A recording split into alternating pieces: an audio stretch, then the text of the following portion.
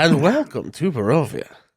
I am your humble master of dungeons and keeper of dragons, Pixel, and I am pleased to present to you the ever so lucky 13th episode of Ages of Ainor Presents. I didn't even realize. Curse of God. Strahd. Oh, God, no. Welcome, everybody. As always, we're going to get into the game here in just a few moments, but before we do, we're going to do our usual housekeeping things. So welcome in, chat.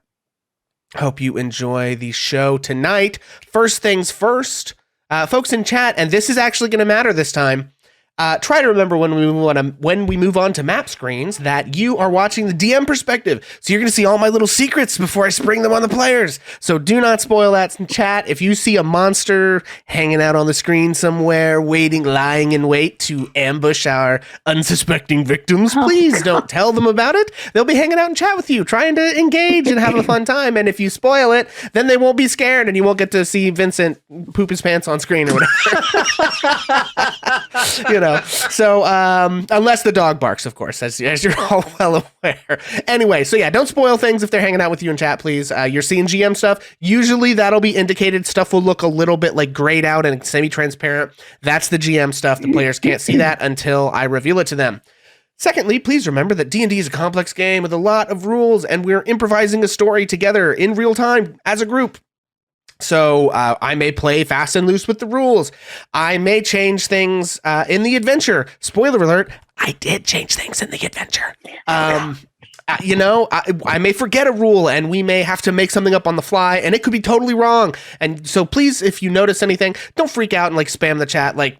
You actually do AC of half cover is +2 and don't worry about it. We'll get it right next time. Feel free to let us know, but don't be mean about it. And if the moment passes, we're not going to go back and fix stuff. We're here to have a good time with our friends. That is, of course, if they still want to be friends with me after tonight. And thirdly, we want to keep this place as open and welcoming as we can to the extent that that is possible on the internet. So do please try to keep that internet toxicity to a minimum. We never have trouble, with you guys here on stream. Our AOA and Yeet Fleet communities are amazing folks, and that's never a problem. But just in case there's anybody new hanging out who doesn't know how we operate, we just kind of want to clue you guys in that we don't tolerate any hatefulness in chat, whether that's to any of our players, whether that's to people other people in chat, whether that's about our players' knowledge of the game or character choices or roleplay decisions or any of that stuff. Just be cool, be chill. We're here to have a good time. Fourthly, just a warning that this adventure is horror themed. There are elements that some viewers may find unpleasant or disturbing. We're not setting out to be overly graphic, more so than what you might find in a scary movie or something like that. But we just do want to caution everybody to please try to moderate your consumption of this with your health and well-being in mind, because in the context of a live stream like this, it's generally not always going to be possible for us to give any kind of content warning or anything like that. Because we're improvising a lot of this stuff, and so it's not going to be something that we can do. But when we put things on YouTube, we do try to put up appropriate warnings on it. So if that is a concern for you, you can always watch it when it goes up on YouTube. And then, as always, fifthly, it is widely known and accepted that this adventure has some problematic depictions of individuals inspired by travelers or Romani people in real life. I've sort of done my best to research some resources online to help alter those depictions to avoid those kind of offensive stereotypes and things like that. But do kind of be aware that those elements are something that we're trying to work around. Just remember as well, we do release the show on YouTube, and it's a podcast after each episode.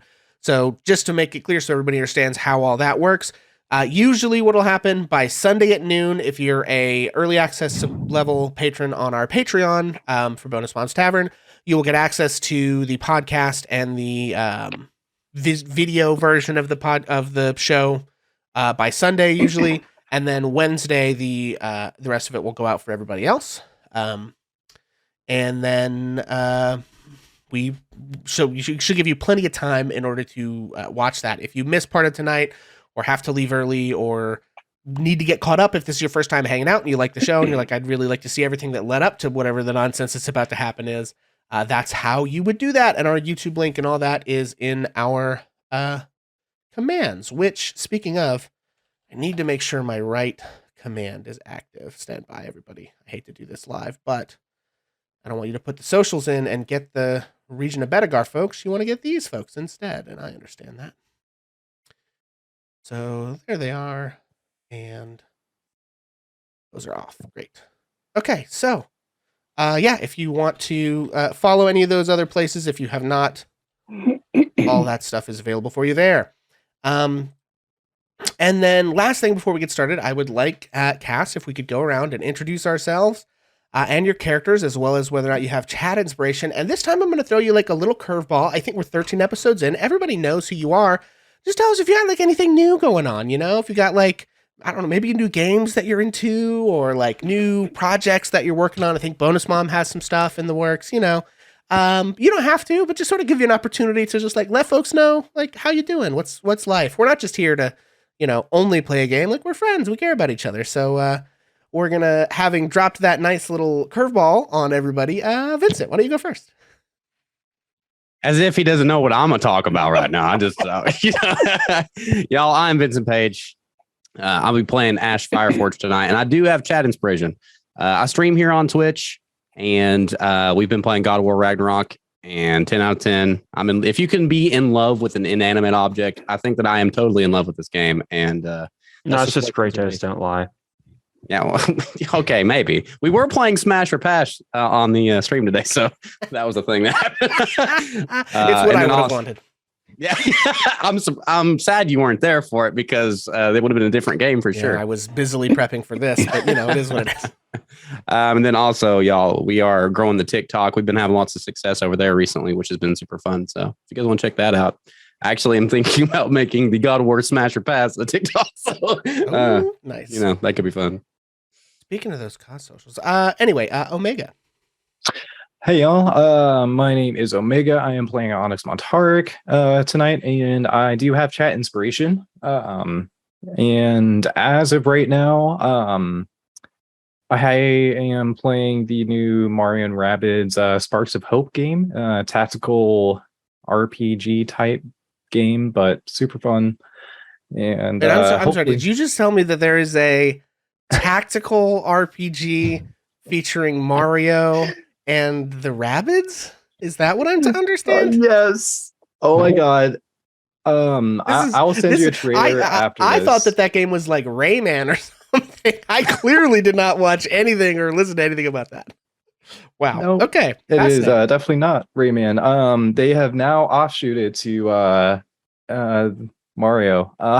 So yeah, it's super weird. They have so it's like they have rabid alter egos of each character for the most part. So like Rabid Mario, Rabid Luigi, Rabid Peach. That is amazing. It is the weirdest, craziest crossover I've ever seen. Rabid Waluigi, or did they go that deep? They didn't go that deep. They didn't go that deep, okay, but all right. It is really super fucking weird. If y'all haven't checked it out, like just watch the trailer. It's called Sparks of Hope. If you type that in, Google will find it for you. But I'll definitely send out links some places. But yeah. Incidentally, full disclosure, this stream brought to you by Ragnarok, God of War, and Mario vs. Rabbids. No, I'm just Can we get some sponsors up in here? We up here trying to sell some games. Okay. Ozzy. I'm Ozzy. I play as Campbell Crown, an Ancient's Paladin. I have chat inspiration, and I've almost exclusively been playing the new COD since it dropped about a week ago. Pretty fun game. First COD game I've enjoyed in like probably 15 years. So if that says anything. Nice. Very cool. And Bonus Mom. Hi, I am Bonus Mom, and tonight I will be playing Wanderous, the Circle of Stars druid, who is beginning to reveal a bit about his backstory. And hopefully that will continue tonight. I am struggling to learn how to use the controller, so I play games here on Bonus Mom 70 on Twitch, and I'm working my way through the tutorial, which is endless, of Pokemon Legends of Arceus, and I fall back on Minecraft and Fall Guys. But much more important than that, and you must all listen carefully. 33 years ago, Monday, November the 14th, I gave birth to an amazing person who has had tremendous impact on my life, almost all in terrible and horrifying ways. Yes, I unfortunately am the creator of Pixel the Sinister. And because I feel that the world should be let known what he really is like, I will, over the next several weeks, be doing several documentaries on Twitch that will have to do with the beginning of his life, those horrible hours in labor and delivery. I hope to speak to the doctors and nurses who tried to carry me through all that. And I will reveal, yes, if you get bedtime stories for Bonus Mom, I will reveal embarrassing and humiliating moments from Pixel's life over the next several days. So stay tuned. More will be coming. Back to you, Pixel. Damn, I didn't know you shared a birthday with my so mom. Cool. I'll do the job that Bonus Mom forgot to do because she was so busy ragging on Pixel, which is tell you that Sunday at 4:30, Bonus Mom and Nerdy Teacher are going to be doing some D&D tutorials about how to make characters and make backstory and stuff. I think the format is Bonus Mom is kind of focused on the backstory, and Nerdy Teacher is focused on the mechanics of, I think they're maybe going to start with barbarians, but they're going to go through a bunch of all the classes. Okay, what are you starting with? Fighters? I don't know. They're going to start with fighters or barbarians and kind of show you how to make a character and what the different choices mean. So if you are looking and interested to get into D&D, definitely check that out. And I will, of course, be tirelessly working to produce that show and make overlays and all of those things. And so, hopefully Bonus Mom won't tell any embarrassing stories that make me pull the plug on her whole internet, which lives here in my room. Anything is possible. Anything is possible. The sky is the limit. Tomorrow morning at 10 a.m. Eastern Time, I will be appearing on Twitch with Viorvio, and we will be playing Steampunk in Space. So that's going to happen tomorrow morning at 10 a.m. Eastern Time. Check us out, Viorvio. I was going to talk about it at the end of the program because I thought the whole birthday thing was the most important. I was thinking of you. Well, what about all the people that might not make it to the end because they'll be so horrified by all the terrible things that happen to your characters that they just can't bear to watch? They'll be here. Anyway, guys, I'm Pixel. I run this show, theoretically at least. I am the GM here at Ages of Ainor for most of our shows. I also run the Ages of Ainor server with our other admins and mods and all the wonderful DMs and players there. You can get that in chat with !Discord if you'd like to join. Again, if you like D&D, there's a lot of that goes on there. We are always looking for new DMs and new players over there to kind of keep everything rolling. We've got some folks who are starting up some stuff soon that was very exciting. So if you are interested in playing, go check that out. As well as the community itself. We do lots of different stuff. We've got a Minecraft server over there. We play all kinds of games and things together and hang out, and it's a great time. Also, I stream here on Twitch. You can find me here at twitch.tv/hammerandpixel, where I play video games and, talk about high-minded literary stuff while I make the big anime teenager swing the big sword that's bigger than his entire body or whatever. And that's a fun time. I've been doing a Elden Ring challenge run with our good friends from Ream Streams, where every time we die, we have to do push-ups and sit-ups and jumping jacks and pull-ups and things. And that's been a good time. Inspired, of course, by Vincent and his friend Donkey doing a different kind of challenge run. But anyway, so that's fun. Check out for that. Yeah, right. And we're just like about to tattoo something permanent on our bodies. It's fine. It's a little bit on hold right now because God of War is coming out. What is it? Callisto Protocol is coming out. Pokemon's coming. There's all these new games coming out in November, just in time for the Christmas rush. So we don't have as much time to do our 9-month-old Elden Ring runs, but it's all good. So anyway, that's me. That's our whole deal. And if I'm understanding correctly, everybody had chat inspiration. Yes. Mm-hmm. Good. You're gonna need it. So I got to put my RP boots on because I need DM inspiration as well. Yeah, right? Without further ado, my friends, when last we left our heroes arrived in Vallaki and discovered that the Church of St. Andrel was not the safe haven from Strahd that they and Irina had been hoping for, as the holy bones of St. Andrel had been stolen recently. Their investigation revealed that Milivaj, the unpleasant teenage boy who helped upkeep the church grounds, had been paid by the local coffin maker to steal the bones for some reason.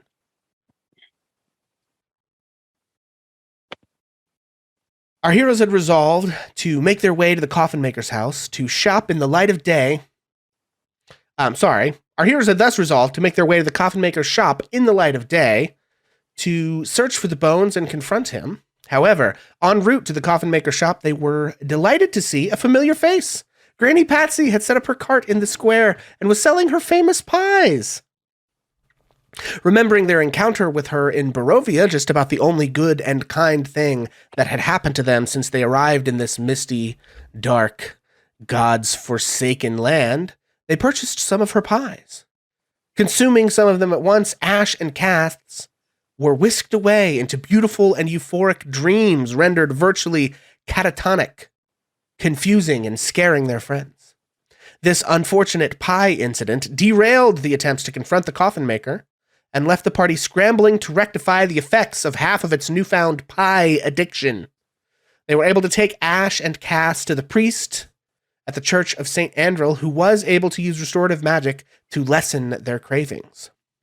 But their desire for pie remained a craving in the back of their mind. After questioning Yeska again, they learned that the granny in town had been selling dream pies, capable of granting beautiful, escapist dreams to any who ate them, and that many in town were seeking escape from the torments of Barovia by eating her pies. There were even reports that when the families ran out of money, the granny would take children as payment. And so our heroes put their plans to confront the coffin maker and rectify the situation, reconsecrating the church to make it safe for Irina and other townsfolk. They put those plans on hold to deal with their new pie problems and readied themselves to make their way to Old Bone Grinder, the windmill to the east, which they had passed on their way to Vallaki from Barovia along the old Svalich Road. And that, friends, is where we pick up our adventure. I'm going to bop over to the map screen here at the town of Vallaki. So you have left the Church of St. Andrel, and you have been making your way, presumably towards the gates of Vallaki, to head towards the old windmill. So yeah, I'm going to kind of throw it to you guys if there's any discussion that you want to have about that, basically. Excuse me. Is that really what you want to do? You still have time to change your mind if you'd rather go to the coffin makers. But if you're resolved to deal with the pie situation first, then we will move on to the map of Barovia and start traveling. I think last time that we were here doing this, I know Ash had mentioned, are you sure that we should go to the windmill first? Are you sure we shouldn't find these bones and take care of that first? Yeah, That'd be directed at Onyx and Wonders, obviously. Ash, you and Ozzy have... Ash, you and Cass have behaved so strangely. I worry about you. I wonder if we delay... I think we need to find out about the pies, and they say that the pie maker is at the windmill outside of town. You mean Granny Patsy? I'm not sure. I don't exactly know. I just know that you and Kaz have been acting strangely. Onyx, what do you think? Personally, I think that we should definitely take initiative to go and look into the pie situation, because if it is affecting everybody within the world of Barovia, I think we can do some good by going there. If my judgment is as clouded as you say it is, then I resolve to follow your lead until it is rectified. We aren't setting the bones aside. We're just taking another way first. Come along, Kaz. Follow us. Yeah, I mean, I definitely think if this is a problem like you guys say it is, then yeah, let's take care of it. It shouldn't take long. Okay. No. Just maybe a couple of questions. Just settle our minds about things. Let's Okay. go. All right. So you all are making your way east to Old Bone Grinder, the dilapidated windmill that you saw on the way in here. It is going to take you about 2 hours to get there. You're starting this journey around noonish, because if we recall from the day before, right, you guys woke up and you were headed to the coffin maker first thing, but you stopped to eat the pies, and then that whole thing kind of took you several hours to deal with, right? There was the time that they spent having their sort of hallucinations, and then you took them back to the inn, and then you had to run back and forth to the church a couple of times. So by this point, you're basically into early afternoon. So it's going to take you 2 hours to get there, approximately. And yeah, so you can move about 3 miles in an hour. So let's see. Okay, so as you guys begin to make your way east along the Old Svalich Road, first things first, I would like somebody to roll for me a d20. Those goes. Oh, there we Okay. go. A 16. Got All it. right. So as you sort of move back into the woods, away from the town of Valaki, what was the bright and sunny day, the strange mists of Barovia begin to close back in around you as you follow the winding road through the woods. And you continue onward. Wanders is actually going to walk with a quarterstaff in either hand. Okay. Double fisting. Fair enough. Mhm. I need someone else to roll me a d20. Oh no. I'll roll it. Listen, I'm not very lucky, friends. I don't want to roll for Okay. Well, Mr. Not So Lucky, I would like you to roll me a d12 and a d8 and tell me your final number. Damn it. Okay, so you said roll 1d12 separately, right? You can roll them together. It doesn't matter. We do just like space and then slash R yeah, again. do slash. Well, do slash R 1d12 plus sign 1d8 should get you. Oh, okay. Because we're adding them together for it. I see. 1d8. Quick maths. Go. That would be a 7 total. Oh God. Okay. Listen, I got a 1 on one of them. What do you want from me? 1 on the important one, actually. I would like to point out. You know, the right one being subjective to what we're about to be I was going to faced say, with. it's kind of subjective at this point. Yeah. Okay. Through the mist. Actually, okay, wait, hang on. Nope, I have to roll something before we do that. By all means, please do.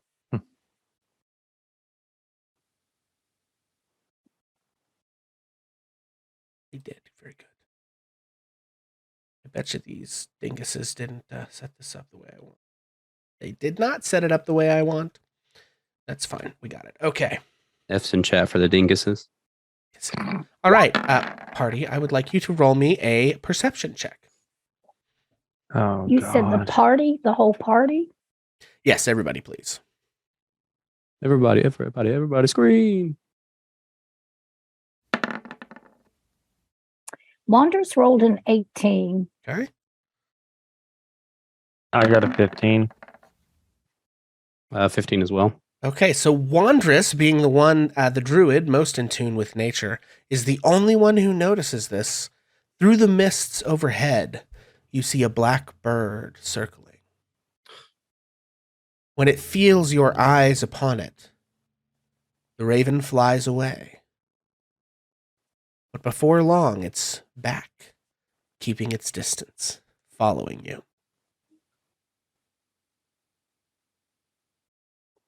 There's a There's a blackbird following me. Did you all see it?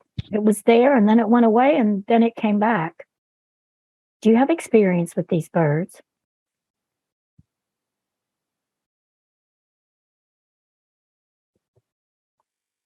Okay, I'm sorry. Kyrie was asking me a question. What was it? Wondrous asked if any of you have experience with these birds. If I look up, do I see the birds? Or the Yes, single once they've bird? been pointed out, you do notice it. And it's hard to see through the mist, but there's sort of a black speck circling overhead a little bit, flitting from tree to tree, kind of seemingly tailing you. Um, Could I how roll a are nature they? check? Oh, excuse me. Sorry. How close are they to us? They're probably staying back about as far as the fog would allow them to see, so it's a bit of a variable distance. Most of the time they're probably around 60 feet away, but they get closer or farther depending on how much the fog allows them to see.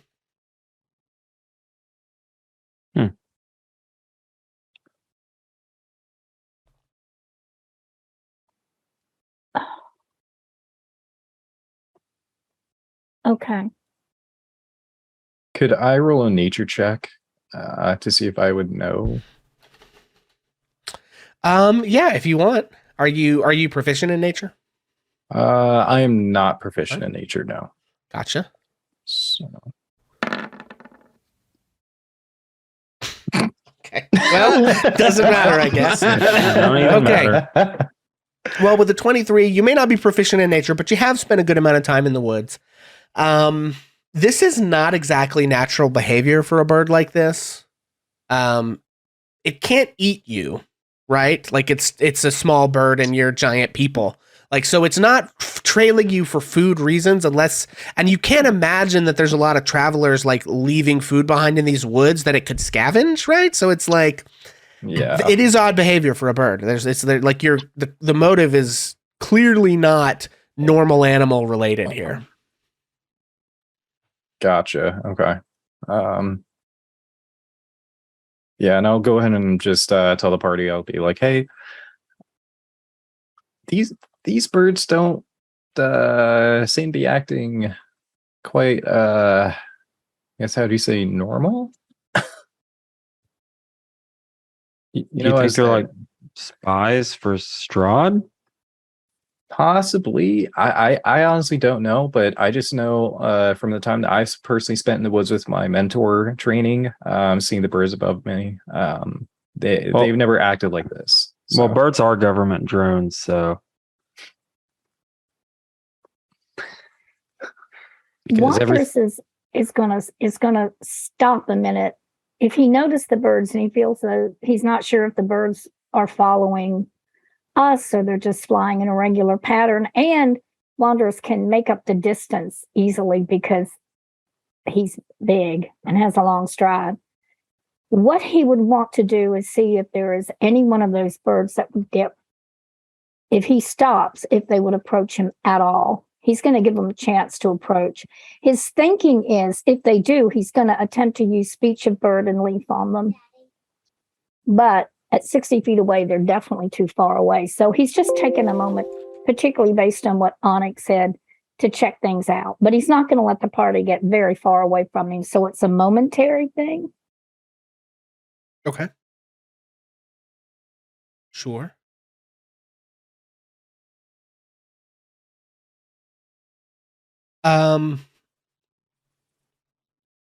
Yeah, so you want to stop and wait to see. Basically, what it does is it just like perches in a branch. It doesn't approach you.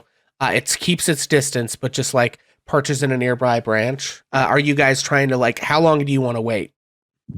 I guess is before deciding that, like, because unless you like, if you stop, it will stop and just watch you.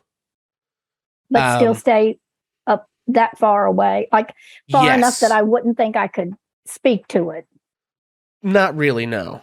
Okay, then, I mean, you could shout no, at it, maybe. I mean, it's like 60 feet away, so you could yell at it, but Wondrous is not going to yell or cause anything that big. He stopped, he looked. If it stopped too, he's going to move forward again. Okay. stay with the group. But if they continue to follow, he might, stop a time or two and just see what happens. He's going to keep his eye on them, basically. Okay.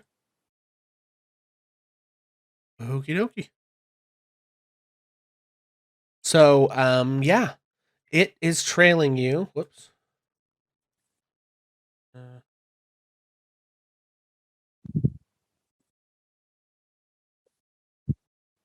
Okay, and with that, you reach the windmill.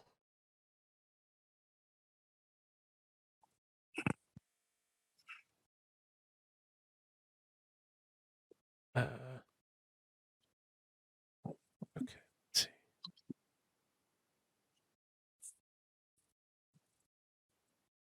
So, as you approach, you can see that again, the Old Swalloch Road sort of transitions here from being this winding path through the mountains, and you're coming the other direction now. So you can see ahead of you where it goes into the sort of more winding mountain path up and away from the woods. As you exit sort of this fog-filled valley with the trees that you're coming from as you come from Vallaki. But as you sort of round this last corner here, you do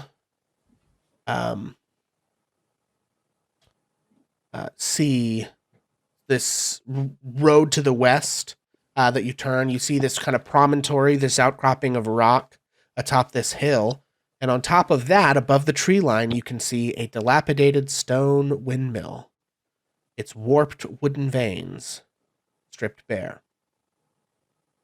As you approach closer, you can see this is a kind of domed edifice that leans forward and to one side as though trying to turn away from the stormy gray sky. You see gray brick walls and dirt-covered windows grimy on the upper floors. A decrepit wooden platform encircles the woodmill above a flimsy doorway leading to the building's interior. Perched on a wooden beam above the door is a raven.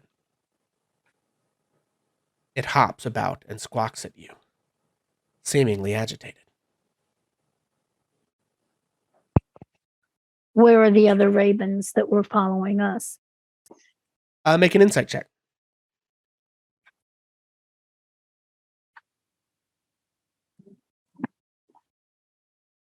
Okay. 11. You are not sure. It's possible that this is that raven and it just sort of flew in while you were paying attention to something else, or it could be something else and that raven flew away and this is a new raven. And it seems agitated and is squawking at you, but you're not really sure why or what's up with that. Again, not really normal bird behavior, but I don't know. We must be very careful. I don't know if that's the bird that's been following us. I think Wanderers would just stop a moment and look and sniff. What does Wanderers smell around and I'm thinking cooking smells. Okay.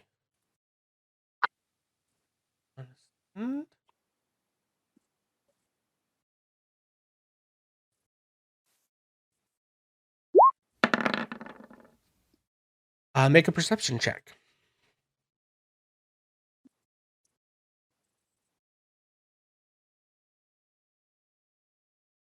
$14. Yeah, you don't really smell much of anything. It is you smell sort of damp earth. Everything always smells damp here because of the mist. You don't smell any cooking smells. And you don't hear the approach of someone coming up the path behind you. Until all of a sudden you hear, "Well, hey there, kiddos. What brings you here?" Wanderers whirls, both staffs in hand, and looks at who spoke. Who does he see? Why, you see Granny Patsy behind you. And hang on one second, friends. I am going to put us all on this map. Let's see. Ash. How about? Yeah.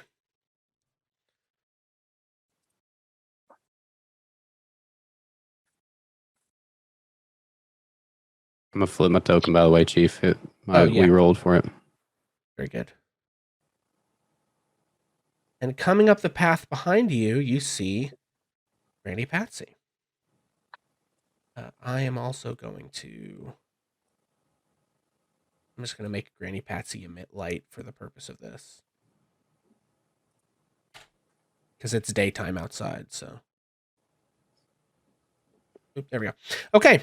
Yeah, so you see Granny Patsy come up behind you. The gray-haired, little, kind of short old woman in her apron and blue shirt. And she's got this sort of like really big backpack thing on.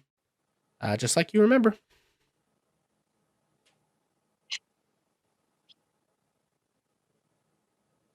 I'm not sure that.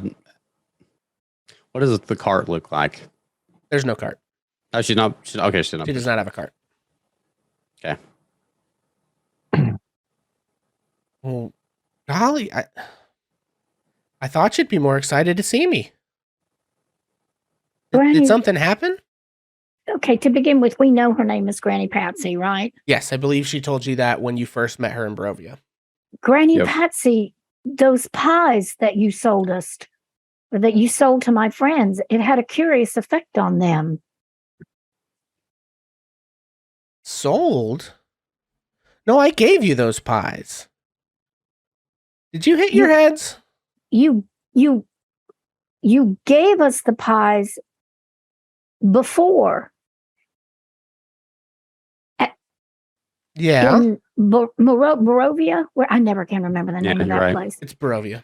But the ones you sold us in Valaki they haven't been the same since they got those pies. We're concerned. And Wanders is looking at Cass and Ash. How are they behaving now that they're in the vicinity of more pies? I was kind of curious about that too. Yeah, well, she doesn't have her cart though, right? So She does not have a cart full of pies. Ash and Cass, make a perception check for me. Okay.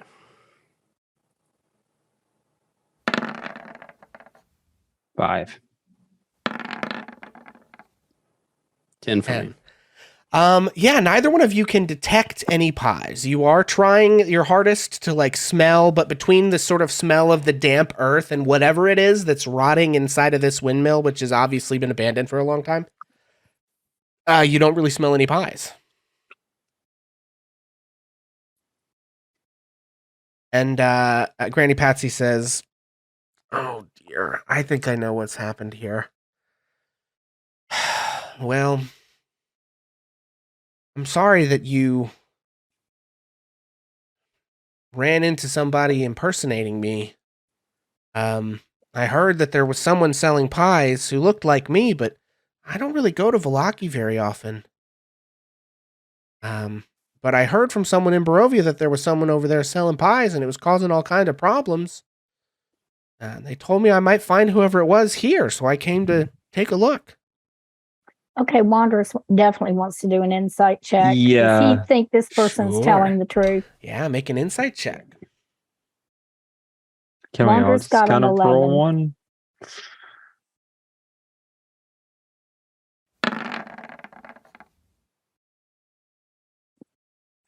Okay. Wanderers rolled an 11. You heard me say that. Okay. Yeah, anyone that wants to can make an insight check. Although pie people do it with disadvantage. Nat 20. Oh, rip. No. the net It's still a 20 roll. 14. Yeah, it's still not fun.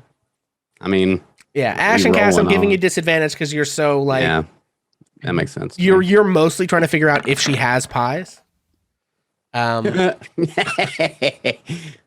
eight Okay, for so me. both of you got a 14. So the 14 is good. So the pie people are really zoned in on this, and you, now that you're paying more attention, you get the sense that this is not the same woman who sold you the pies. Wandress and Onyx, you have no idea. I mean, they're acting like identical.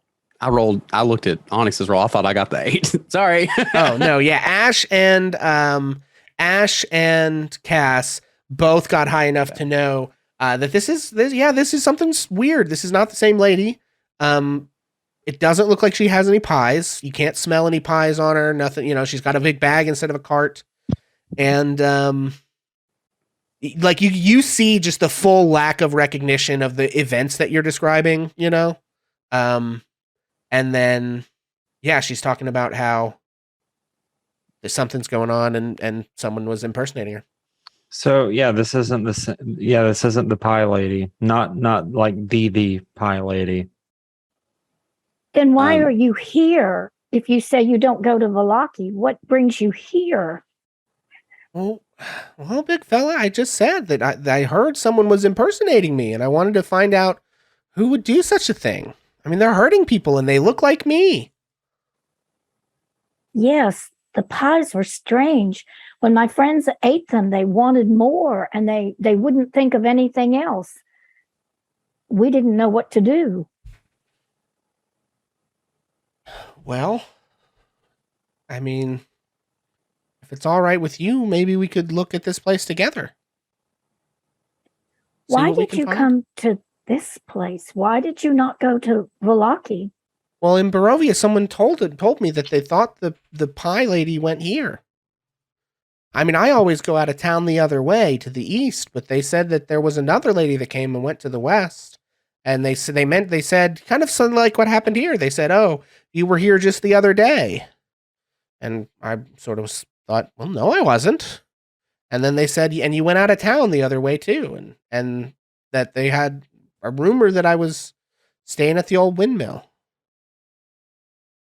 So Forgive me for questioning you so harshly. This is so strange and different. I don't know what to make of it. And I think we should be careful going in here. Perhaps you should wait here, dear lady. Are you afraid of me? No. I mean, well, possibly, sort of. But if you go in there and it's something bad, are you prepared to battle? She looks at you, Wondrous, and gets a glint in her eye and says, "I've got an edge." Ooh.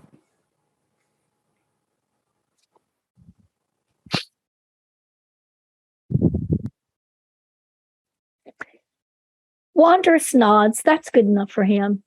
And he's going to start to move towards the door. Okay. Let me see if there's anything else I'm supposed to tell you. No, not really. Okay. So are you guys trying to go into the windmill? A quick question before a decision's made on that, Mhm. not to jump in front of everybody. Is there any sort of windows or anything like that? That would be Not on the ground floor. On the higher level, there are. You might. So, just to kind of give you a description of this windmill, there's a entranceway on the bottom, and then about 15 feet up, there's like a broken, dilapidated wooden balcony thing that juts out from it on all sides, and there are windows on that level as well. So if someone probably could climb or get boosted up to try and look in one of the windows. But you can see the windows are pretty grimy and dirty. So you might have to get up to one of them and kind of clean it off a little bit to actually be able to see inside. Okay, I think that I have a plan if you guys are willing. I know that I said that you guys could take the lead, but I feel like diving right in could be a death sentence. Real quick, I want to remind everybody of this because I'd totally forgot until I'm looking at my inventory. We're hard up for money right now. We totally have some loot that we need to sell. Totally have it in my inventory that I totally forgot about. If somebody could, keep that in mind. I feel like what would be really good, guys, is and Ash would probably be pointing to the balcony. If one of us can get up there and unlock that window and take a look from the upper level first before we rush in, that could potentially give us an edge versus rushing into another death house situation. Wanderous looks up and nods and says, I will start someone on his way if he likes. It's not close enough that I could just jump and be there, is it? Or well, it's about 15 feet up. You're 8 feet tall. Your arms probably reach up to maybe 11 or 12 feet. So you could boost somebody. that's what I'm thinking. Might be able to jump and grab, but you're also much heavier, and that thing looks pretty rickety.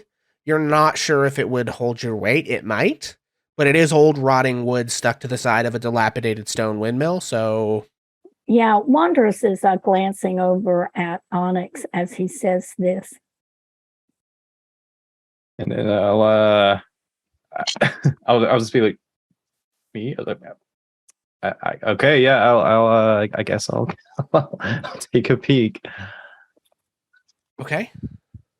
Before they do that, I will hand Onyx my rope. If you would, not that I doubt your abilities, but if you would tie this off for me once you get up there, I would like to join you. Yeah, I can do that.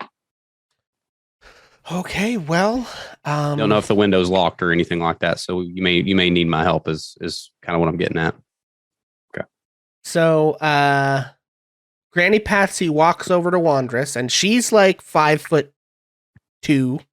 and you're about 8 feet tall. So she reaches up as close to your shoulder as she can get, and gives you a pat and says, "You got this, kiddo," and gives you guidance. So you can add a D4 to your athletics check that you were about to make to hold Onyx up and sort of get him to the second level. The support magic from Granny Patsy. You love to see it, folks. And Wanderous, what this feels like as she sort of taps you is just this like warmth that's just sort of kind of like when you ate the pies, if you remember. It's just that same sort of like warm, and you don't notice it because you've been in Barovia so long, but everything is cold and damp, even when you're like, the Blue Water Inn has a fireplace and it's like warm in there, but it's still, there's just this like chill that's almost metaphysical in this place. And but it briefly is sort of dispelled and you feel better for a moment. When Wanderous was a little boy back with the tribe, and he was first being taught to be self-sufficient, for some reason he gets a whiff of the very first dish he ever learned to make: macaroni and tomato juice. Okay, so Wanderous, please make me an athletics check, and you have guidance. Y'all killing me right now, okay? You can freaking kill me. I got that reference for the record. Okay, it's 16, but I will definitely add the D4. 4 more for 20, a dirty 20. Yeah. So no problem at all. You hoist Onyx up carefully and comfortably. Onyx, you are practically like just waist level at this thing, and you can scramble on top of it just completely easily. Cool. And so I am going to put you, as you notice, you guys, you have to, as you walk around the place, you notice, Onyx, that it is the back, Onyx and Wanderous and everybody, you notice around the back of the place is where you can easily, is where you can easily be on the platform and see through the window. So we'll have Wanderous and Onyx. Granny Patsy did her thing. You guys are kind of over here. Okay, so she hoists you up, Onyx, and you can see into, or you can get from here up right up against the window. Would you like to try to wipe off the dirt and look inside? Yeah, I'll go ahead and do that. I'll kind of wipe it off with whatever, with at least a little bit of my robe. Gotcha. On my arm. Okay.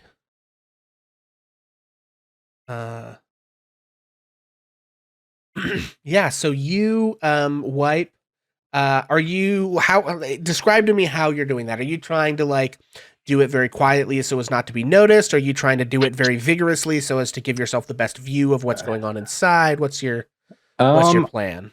I'm gonna go ahead and just try to do it a little bit. Okay.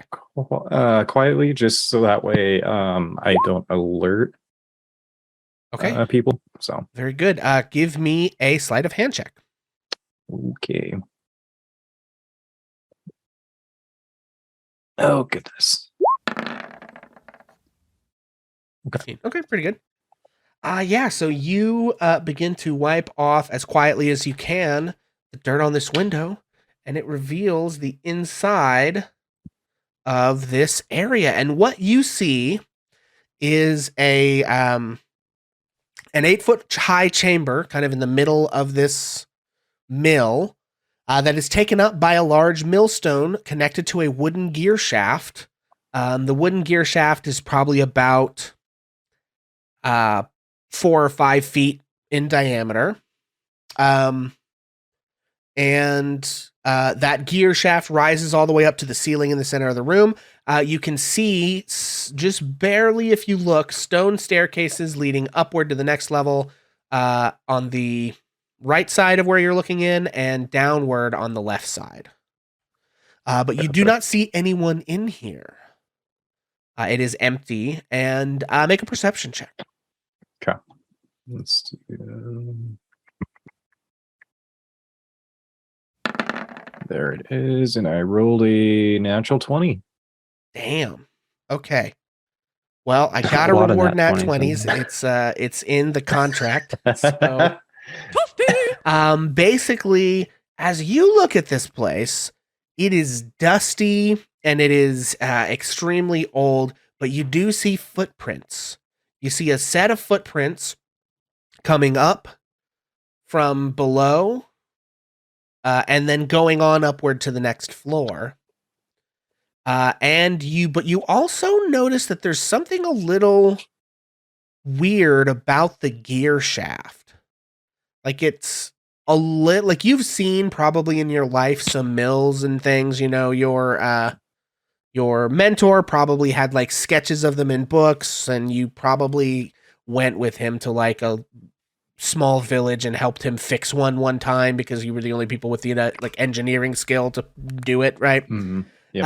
And it's like it's bigger than it should be, kind of. It should be like 2.5 feet across, you know, and it's like 4 or 5 feet across, and it just proportionally is a little weird. There's something weird about the shaft. Gotcha. But you don't see any people, or any stolen children. So Okay. Can I try to push open the window then? let's see. Yeah, I guess. The adventure doesn't say if they're locked or not, so I'm going to say they're not locked, but they're probably kind of crusted shut a little bit. So make another sleight of hand check, and we'll see how easy it is to open this window or not. Oh God. As he was getting ready to do 5, that, okay. as Wandrous is stopping there watching him, Uh-huh. okay? And I haven't even looked at the roll. I'm sorry. I just am fighting to get a word in. And realizing that he's moving towards the window, Wandrous is going to reach in. Wandrous. Wandrous is going to reach into his pack. He's going to pull out a few ashes and a piece of spruce. You will notice just a twig from a spruce tree, and he is going to cast Pass Without a Trace, because it occurs to him, not knowing what Onyx has seen yet or anything, it occurs to him that we should be being as careful as possible.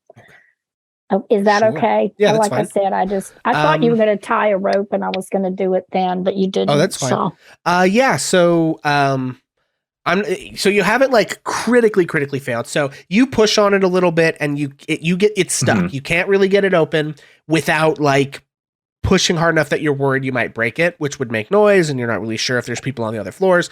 So that's what you know, is that it kind of won't open very easily. It's caked with dirt.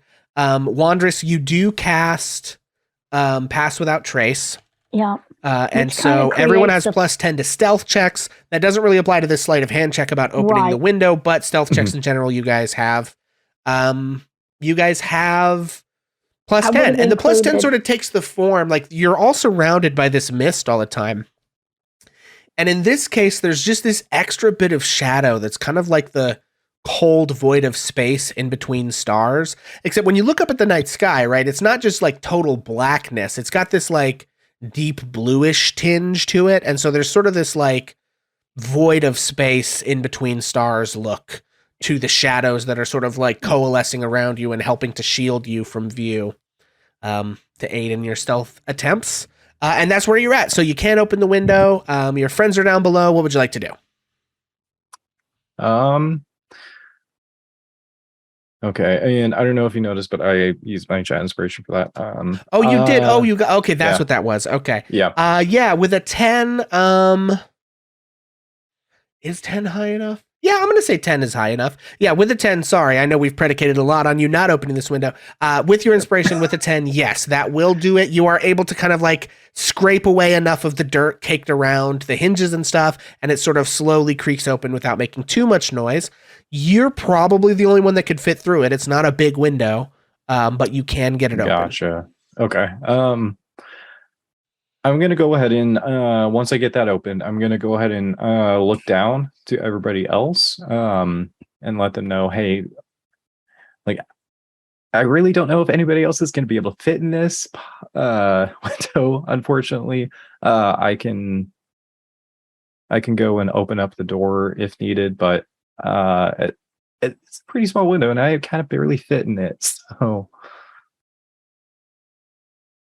Okay, I think we should go to the door real quick then. That Yeah, way I he's think not so. alone.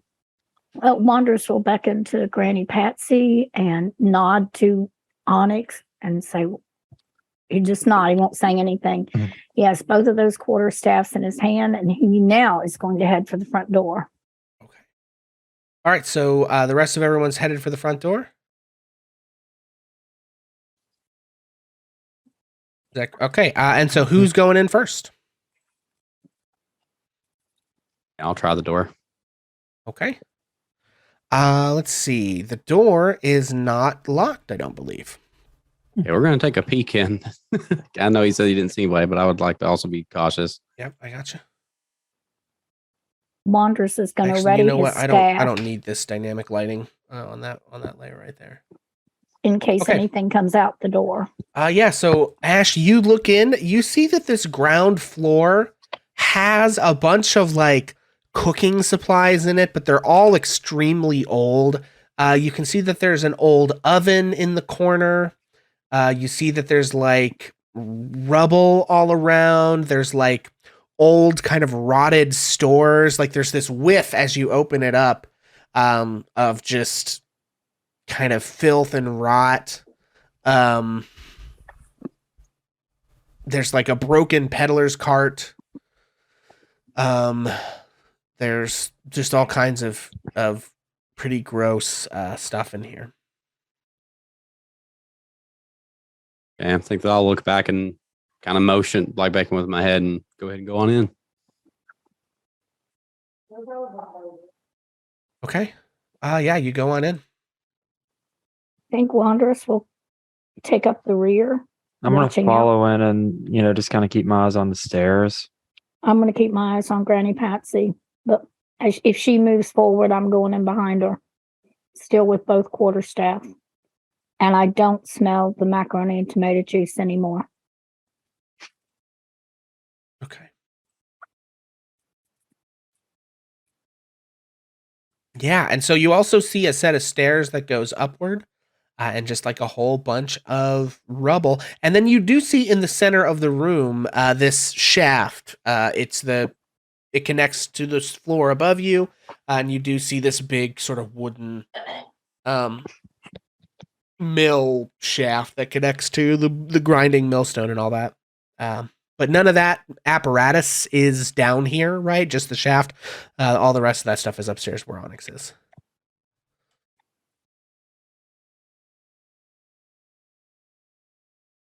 Does Granny Patsy go inside? Yes. Yeah, she would go inside.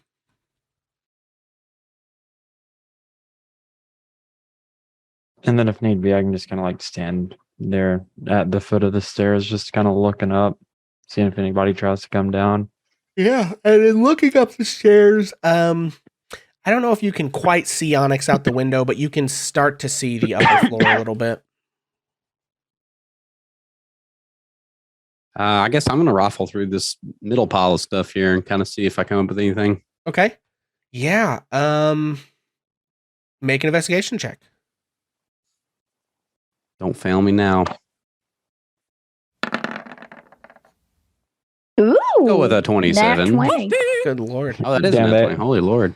Okay. Torture the unlucky Yeah. 13. So you find a bunch of stuff. You find this room appears to be, as you look at it, you find that this room is supposed to look abandoned, but there actually are things here that, if this was truly abandoned, would be different. Like one of the chests, as you move into the room and stand for a minute, you hear like a croaking noise, and you find this chest that has a bunch of holes in the lid, and you open it, and there's like 100 toads in there, and they begin to jump and escape. And you sort of slam the lid, and several of the toads sort of jump out into the room and get out of the house. Bold of you to assume that I would shut the lid. Well, yeah. I mean, I think it's like a shock reaction, but you can open Yeah, it no, back I up and know, release it's them fine. if you'd like to release all the toads into this room. You can. No, that's okay. I was just being a third. That's fine. I want to know what Granny Patsy does too in this. Yeah, I think Granny Patsy is kind of just looking around and furrowing her brow. Make an insight check. But in the meantime, while you're doing that, also, Ash, you find hidden under a tarp is a chicken coop, like a wire chicken coop with 3 chickens and a rooster and some eggs. And the tarp being over it led them to be kind of asleep and not making noise. 19 insight check. You can tell Granny Patsy, 1, thinks this place is pretty gross, and 2, doesn't really know what to make of it at this point.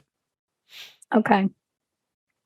Well, Wandrous is going to move in also and start to look anywhere that that Ash isn't looking, but again, still trying to be quiet and, the whole pass without a trace and stealthy thing. And with Ash's 27, Ash looks everywhere.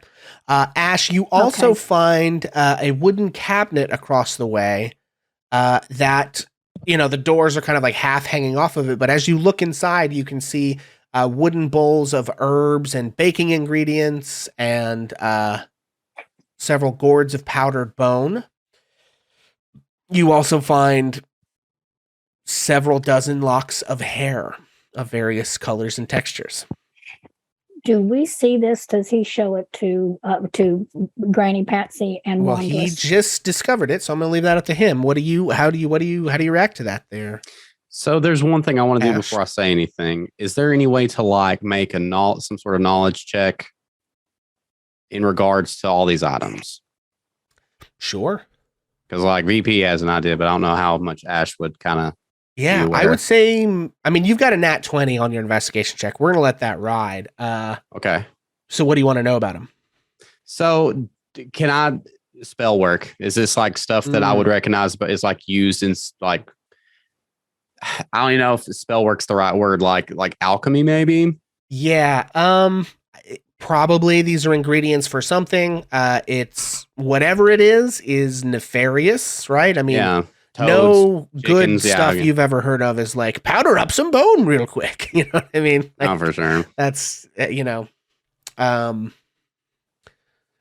might be alchemical things where you used powdered dragon bone or monster parts or things like that. But the fact that you're seeing powdered bone and hair in this cabinet is that's not great. So. But those are the things that you notice. Okay. So, after, kind of thinking about that, I would say we found our spot. This place looks abandoned, but somebody is using this to concoct whatever it is they're peddling. And I'll point out the locks of hair, there's locks of hair, there's powdered bone, there's chickens and toads. And I don't know about you guys, but I've never seen Mama Dwarf make a pie with this kind of stuff. What are the odds that the powdered bones are the bones we're looking for? Make a religion check.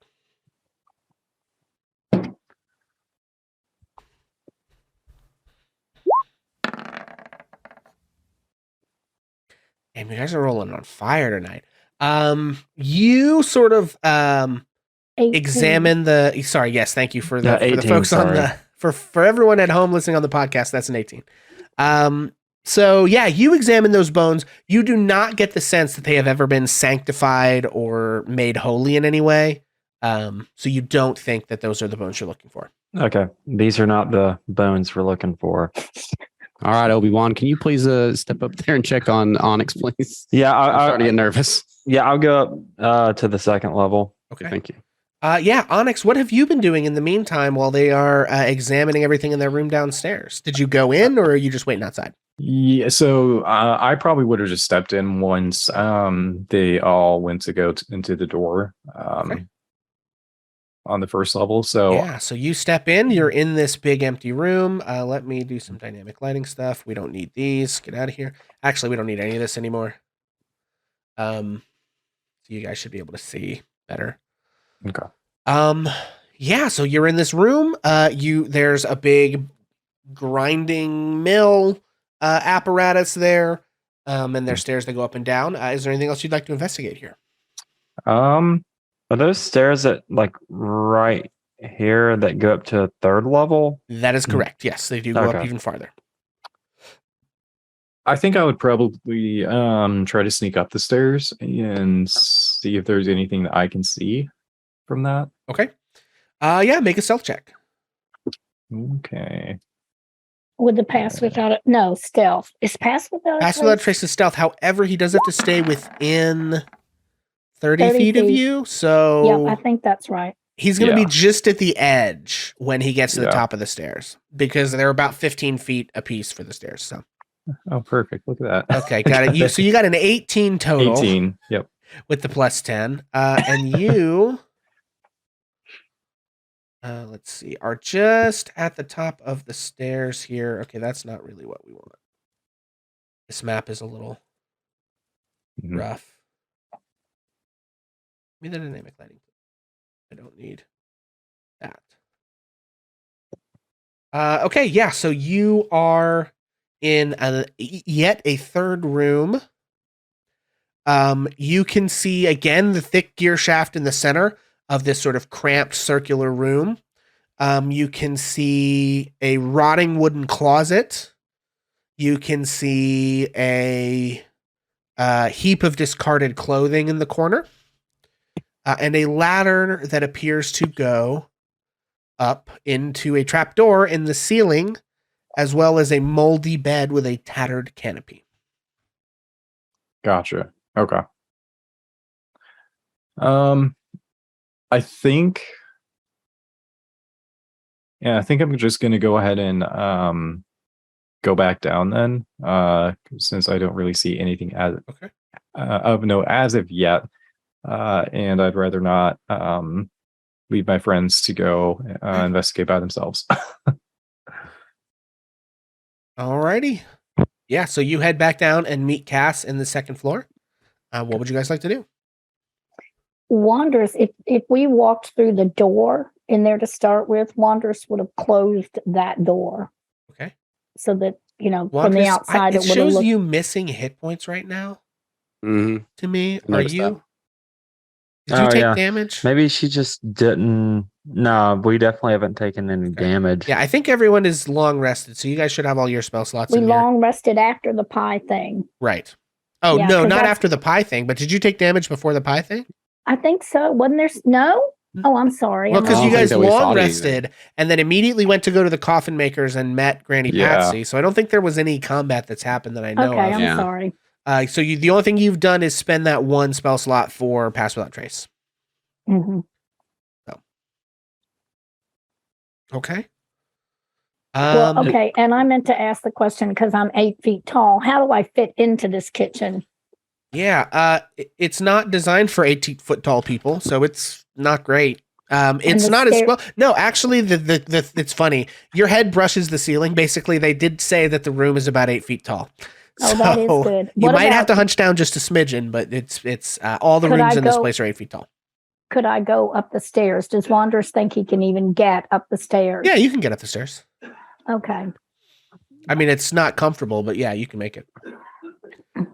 So is Are there you going up the anything on the stairs? second floor worth looking for? I'm gonna say something to Ash about that. Okay. But no, I'm not going up the steps yet. Okay, very good. So, Cass, yeah, make an investigation check.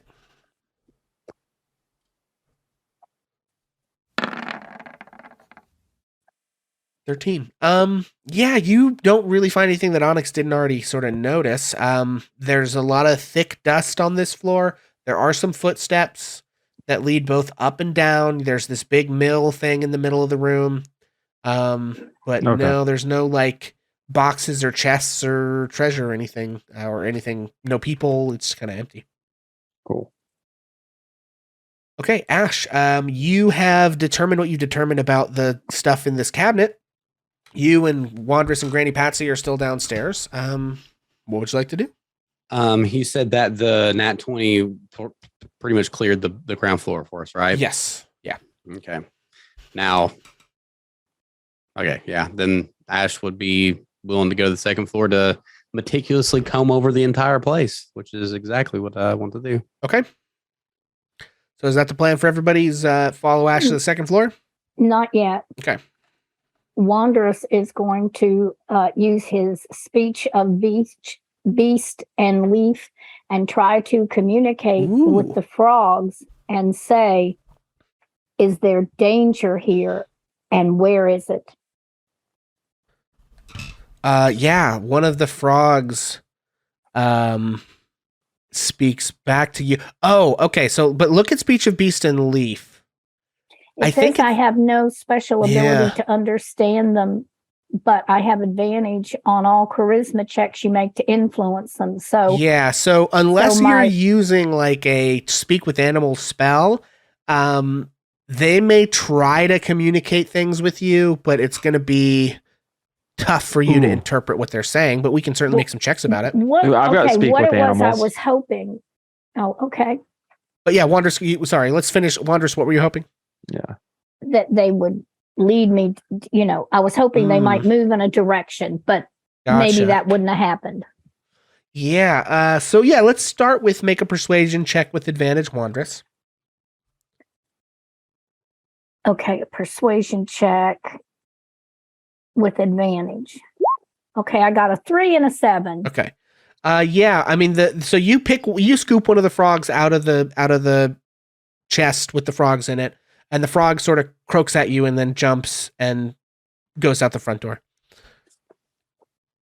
So it's just sort of like you don't get the sense that like it's leading you to danger. You get the sense that it's like, fuck yeah, getting out of here, man. Okay.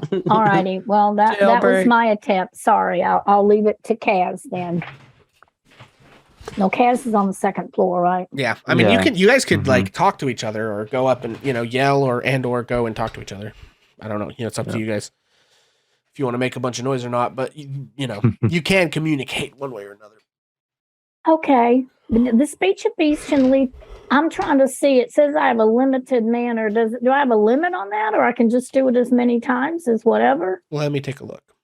It just says you have the ability to communicate in a limited manner with beasts and plants. They can understand the meaning of your words, though you have no special ability to understand them in return. And it says you have advantage on charisma checks you make to influence them. Right. So that's what that persuasion check was. You were trying to influence that frog to lead you to a source of danger, if it even would know that. And that check was unsuccessful. So it's when it says in a limited manner, it means like like croak and wiggle your fingers and sort of do druid stuff and can kind of communicate a little bit with plants and animals. But it's not like a full on speak with animal spell or something, which gives you the ability to speak and understand them. Right. So it's well, I don't know that much about a mini version of that. Wanders doesn't know much about what Cass's abilities or anybody else is, but I think that Wanders would move over to the bottom of the steps, but is not going up the steps, and would say, I tried to speak with the frog and see if he could lead us if there was danger, but I didn't get a response. Maybe I can try.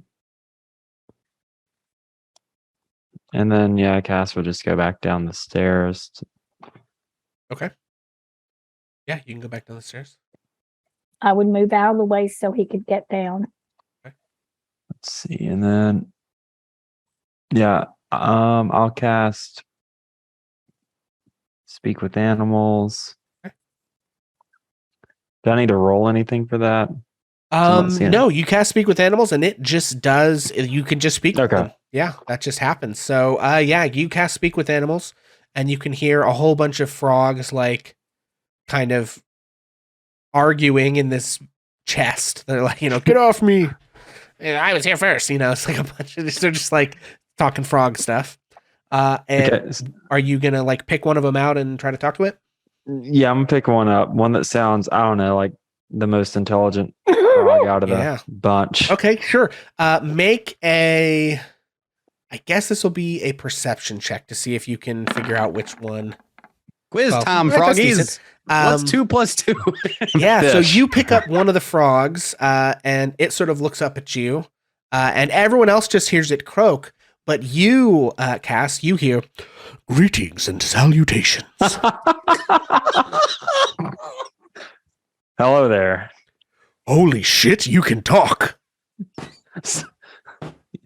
Hey, guys, she can talk. Yeah, like I could say the same about you. Okay. So, what are you guys here for? Well, there's a big mean lady, Big mean lady? and she catches us in the swamp. Okay. She puts us in this chest, and then she pulls us out, and we're never seen again. Do you have any idea what happens to you? From the shadows that we can see through the holes in the box, she goes upstairs. Okay, goes upstairs. Okay. Are you here to free us? Yes, we will most definitely free you. Brothers and sisters, salvation has come! I told you of this day! The prophecy has been foretold! The prophecy has been foretold! Oh my god, the prophecy! Mom, is it really real? Is it true? Yes, baby, the prophecy is here! Okay, so how often does the mean old lady come and go? Oh, about once every day or so, I think.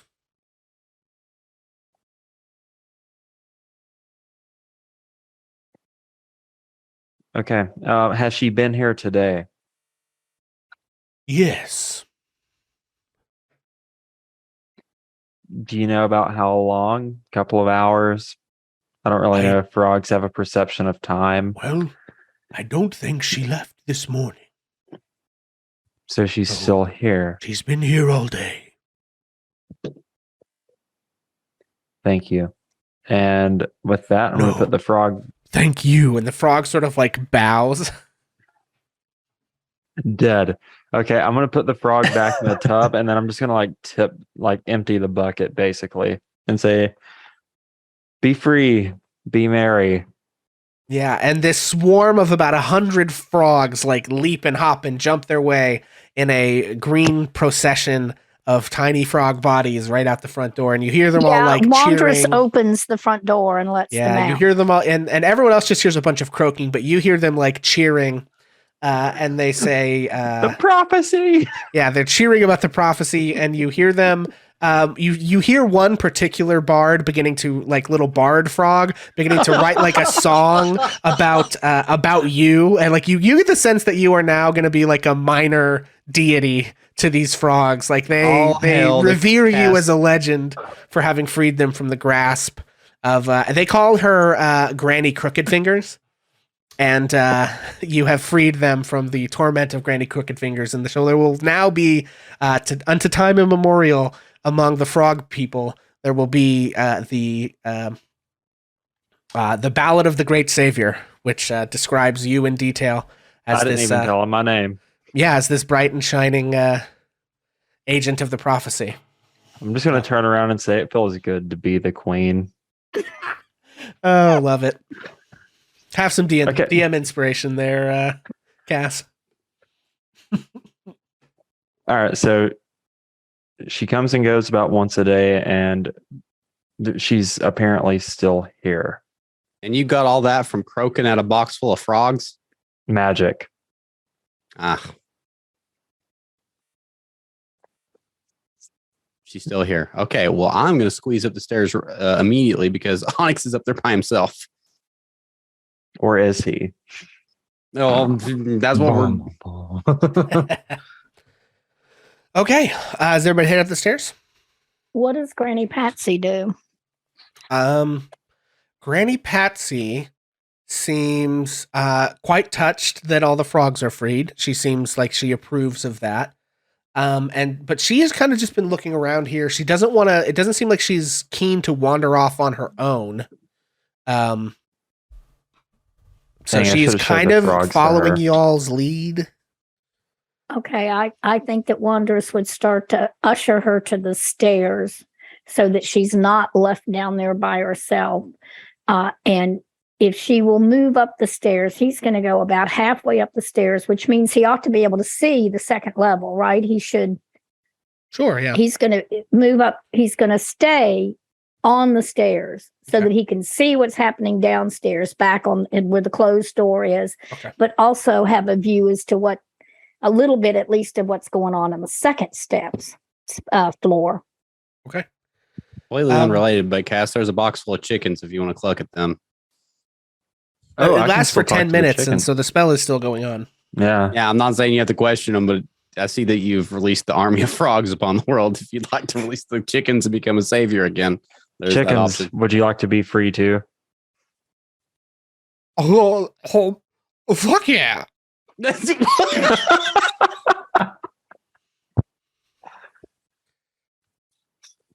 I mean, this cage is nice and all, and we get down in here, but I'd like to fly again before I die.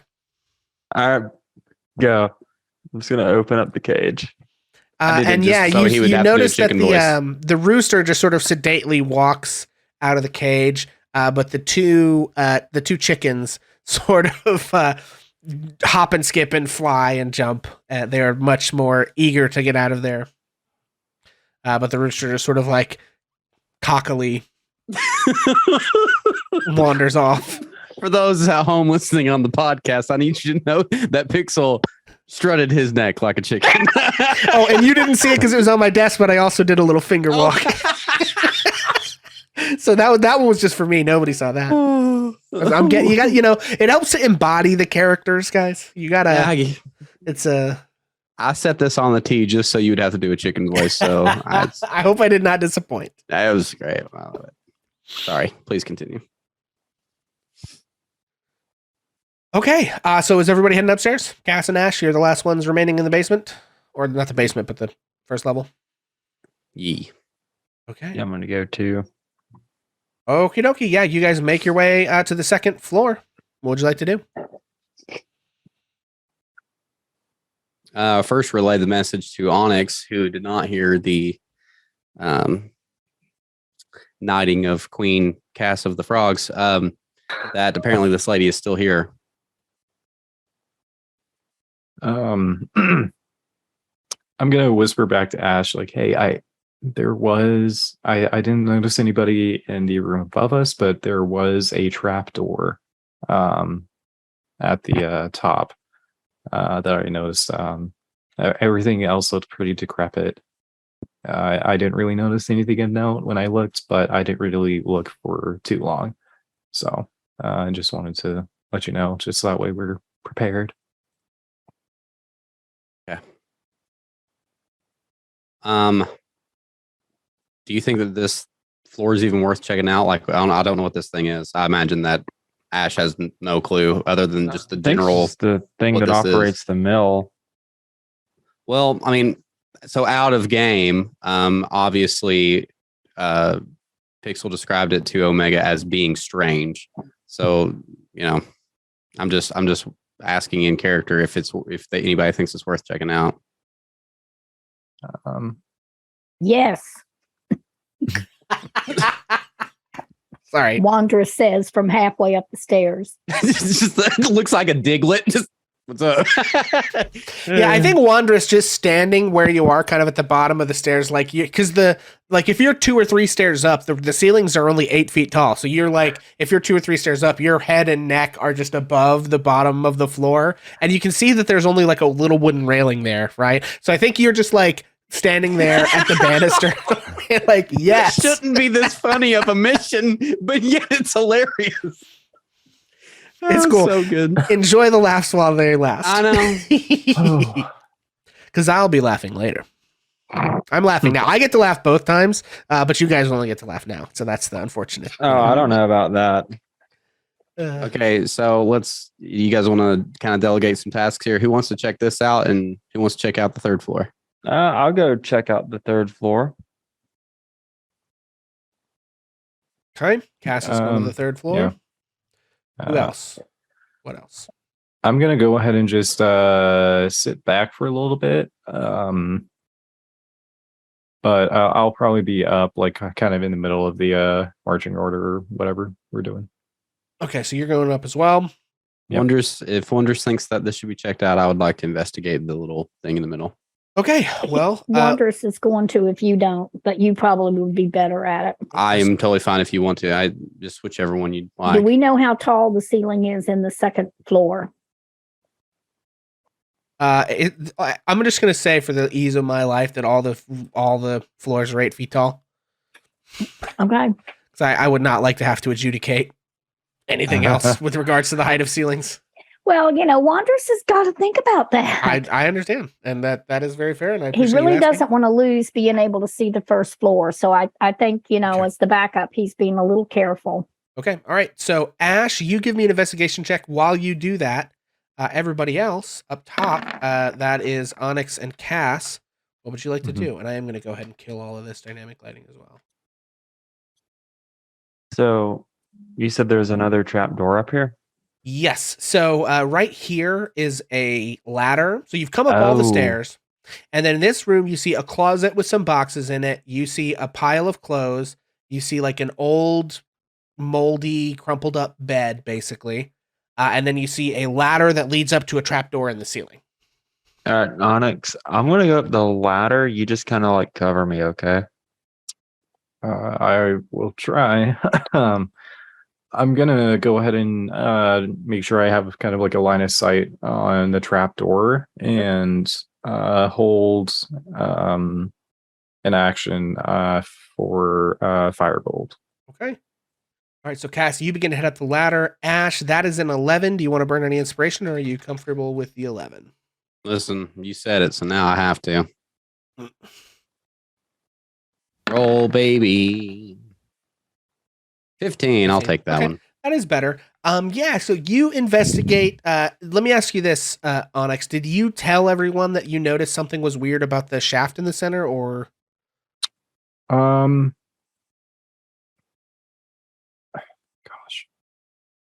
I mean, I probably would have, like, at least, like, just in passing, like, oh, this seems kind of odd. Like, I don't know if this is just, like, for this windmill, like how it's built, but Yeah. Okay. Yeah. Yeah, because I mean, when Wondrous asked, "Hey, should we check this out?" That would have been a good opportunity.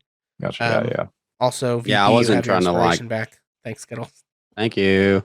I didn't like metagame, but like in character, even if there wasn't anything odd about this floor, Ash would have meticulously wanted to comb Right. the whole thing, regardless Okay. of. Yeah, with he a said that 15, already. with a 15, Ash, what you know? So Onyx points out what he had noticed about the thing in the center.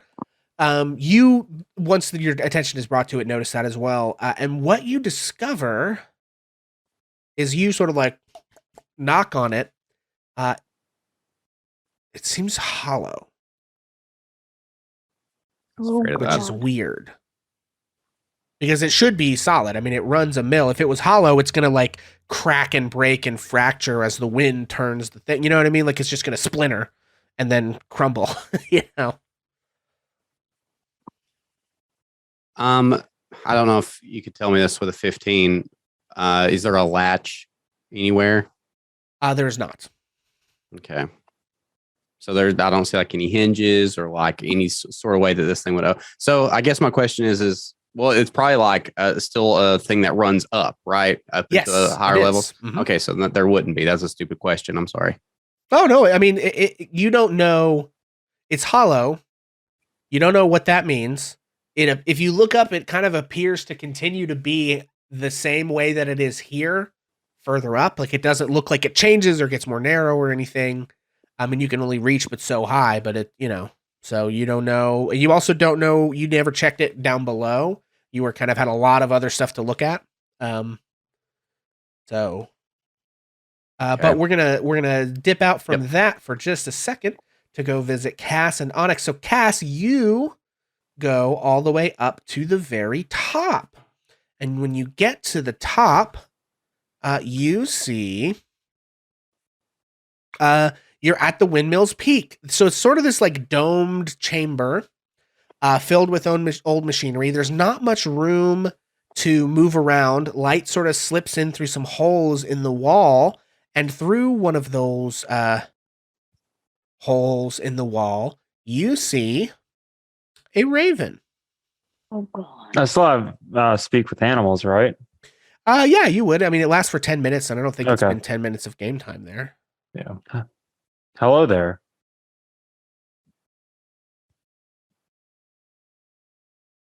Holy shit, you can talk. So can you? Oh boy. Well, so here's the thing. Okay. Is that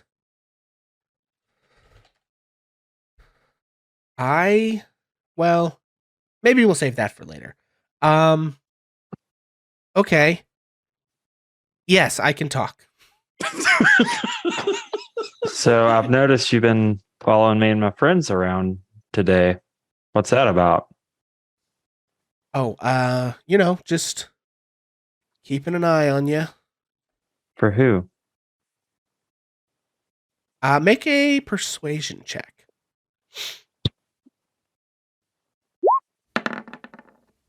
Wow. I'm totally burning inspiration. Okay, that was an 8. We're gonna burn was an 8, inspiration. Yeah. Ha! Oh, okay. 19. Oh, hang on. I screwed up my thing. Okay. Here's some bread Okay. if you talk to me.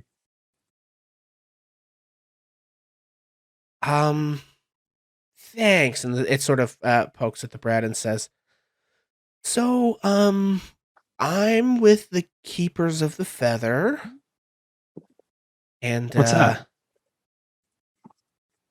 It's a secret order of ravens. We'd like to keep an eye on things,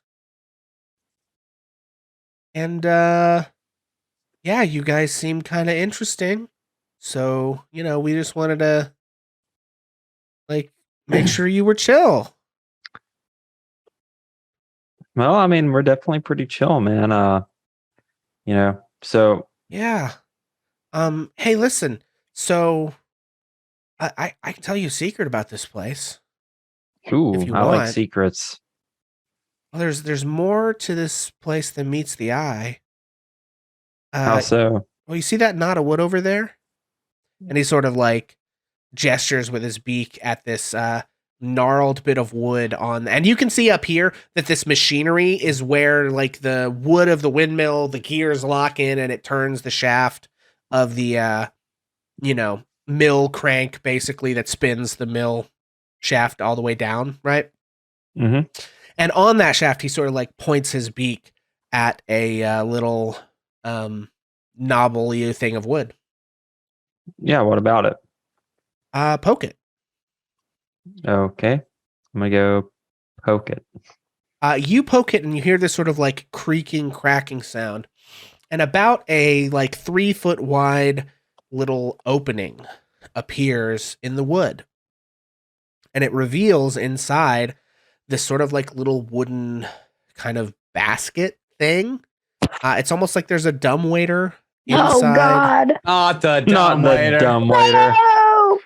So it's like That's there's what he was laughing about today. 100%. That's the only frame of reference you have because Cass has never seen an elevator, right? But there's like a little basket, and like it appears to be lowerable. And like the thing is hollow, and that maybe, but it's like it's really tight in there. Like it's not very big. Like you're not sure that everyone would fit in there. But I'll be able to fit in it as a dwarf. It'd be pretty tight. You can certainly try. Okay. I mean, I ain't going to try that by myself. Raven's still there? Yes. Awesome. I appreciate that, Mr. Raven. What's her name? Jeffrey. Well, Jeffrey, my name's Cass. Cool. And I hope to get to know you in your order. Yeah. Listen, I'll tell you another secret, which is that stuff down there is not good. So I don't think anything here is good. Yeah, besides the animals. The most of animals are stuff's not- literally the nicest things I've met since I've Well, been in this place. Besides the wolves that tried to eat me, but right. Well, Strahd doesn't really try to eat us much, so he tortures the people, but we kind of good old escape Strahd. by. Yeah. Mm. So, but yeah, Zaddy. come find me in Vallaki at the Blue Water Inn. Blue Water Inn. Yeah. Bet. Just ask for Jeffrey. All right. Thanks. And yeah, you guys are well, first off, I hope you survive what's down there. Like I said, it's not good. It's not great. It's real bad. And you know, but if you survive it, man, maybe you guys could really change things around here. One can hope. Oh. All right. Sure, well, yeah. Thank you, Jeffrey. Hold on to that while you can. Anyway, I'm gonna get out of here before shit pops off. Okay, bye. And the raven most sort of bro raven. the raven sort of pops back through the hole that it came in. All right, I'm gonna poke my head downstairs and just kind of like whistle and like motion for for everyone to come up. And so we're sort of cutting back down, Ash, you have noticed this thing is hollow. And then Cass has gone upstairs. What would you like to do? Any other investigation you'd like to make on this floor, or are you headed upstairs? Well, I don't think, while I have a theory about what this is, there's obviously no way to get inside of this thing from this floor, correct? Or does that require more investigation? Not that you can detect with a 15. Okay, that works for me, though. I would venture to say that it's going to be further up. Yeah, so this thing's hollow. I don't think that it's supposed to be hollow, which tells me that there's got to be something inside of it. Saying that to the general room.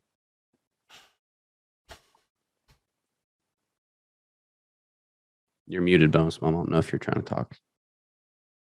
Oh, okay. The only thing I was going to say is, have you taken away the picture of the lower floor? I mean, you guys can still... I think there was something I didn't notice about the lower floor then, Okay, because I didn't realize that the shaft went up from the lower floor. You guys should be able to see all the floors now. When you were describing it, I missed that. So, if Ash says this thing is hollow, but it doesn't look like I can get in it from here,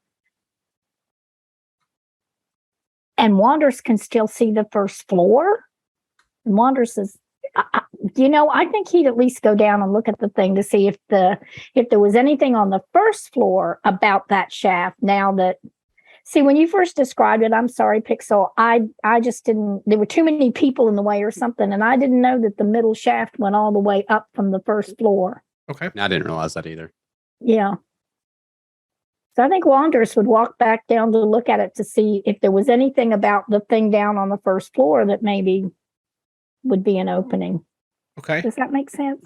Yes. No, there's not.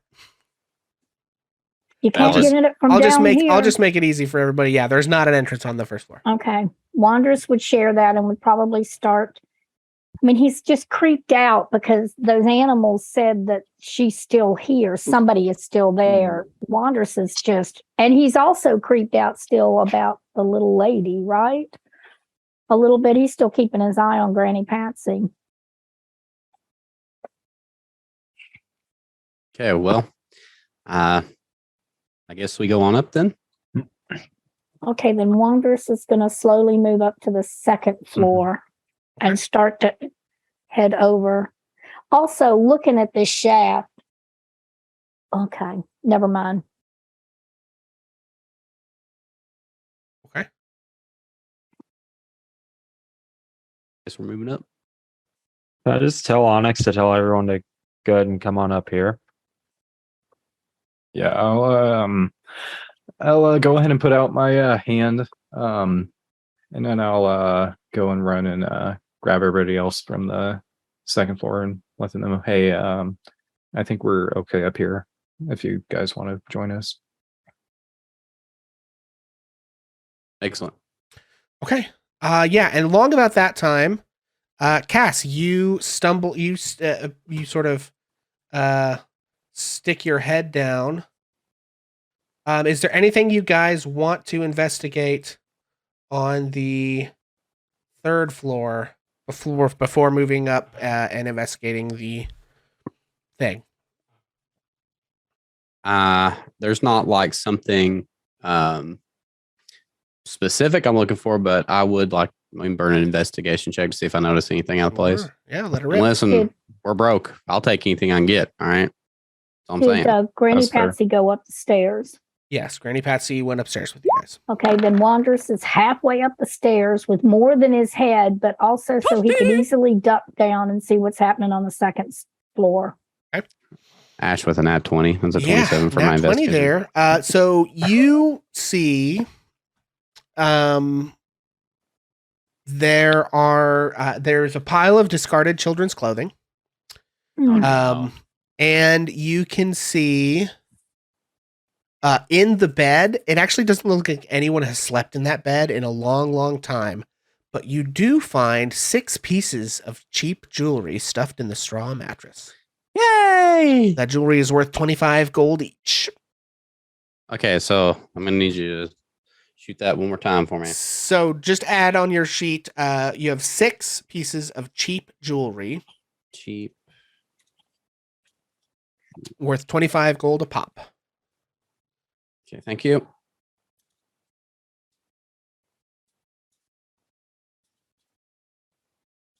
Okay. I would say that gets rid of the oof of the kids' clothes, but it really doesn't. Okay, I'm good to go now. Sorry. And you yeah, say there so, was and then, sorry, go ahead. Did you say there was some kind of a chest or a closet up there? Yes, there is like a closet with some boxes in it. Do you look at those, Ash? Whatever the 20 will get me. You know what I mean? Yeah, the crates are actually they're like wooden crates, but in one side of each crate is a little iron door with a latch on it. But God!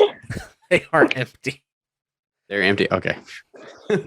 Ooh, I think somebody's a little on edge, and I get it. Yeah, and so Cass has shouted down that there's something of import upstairs. If you guys want to discuss that. Okay, I don't think we're all going to fit up there. Has anybody shared with those of us on the second floor what the Raven said to Cass? No, I was just going to fill. Well, I can just come back down if that makes it easier. Yeah, you can all fit in this little room here. It's pretty tight, but yeah. Okay, so guys, I met this Raven named Jeffrey, and so it turns out they're just following us around because they're a part of this order called Order of the Feather. And apparently he's a real like he's real big at the Blue Water Inn back in Vallaki. Anyway, though, so there's a like some kind of what's it called? Dumbwaiter. Dumbwaiter. Yeah, there's a dumbwaiter upstairs, like through the shaft that takes you lower, and apparently there's some real bad shit down there, according to Jeffrey. And he said if we survive, then maybe we could actually make a difference around here. I hate dumbwaiters. Never heard of them until today. Do we have anything we can? Well, no. I was going to say that we could throw down that dumbwaiter, but there could be somebody vulnerable down there. So again, just for reference, I'm assuming the shaft goes up through this floor and Yeah, you got to go up the ladder and then like Okay. like it opens up there and there's a way to like lower yourself down. I don't. that's all that's up there is like the section of the shaft that has Yeah, the little that's like basket the- in it. And- Yeah. right? Yeah, basically. Well, that's You not going know- to get us all down there. There's a thing that I can do for an hour. I mean, to be clear, you guys haven't actually really looked in the dumbwaiter. Like you've looked at the dumbwaiter, but you haven't looked like you haven't Right. Yeah, really. I No one's actually really looked down, investigated it here. So you Yeah. might be cart and horsing here. Okay. Fair enough. Should somebody go up Okay. there and look at it? I'm sorry. Go Well, ahead. as Okay. Wanderous looks at this shaft, does Wanderous think that he could, in his current form, even fit in there if it turned out to be a dumbwaiter-ish kind of thing?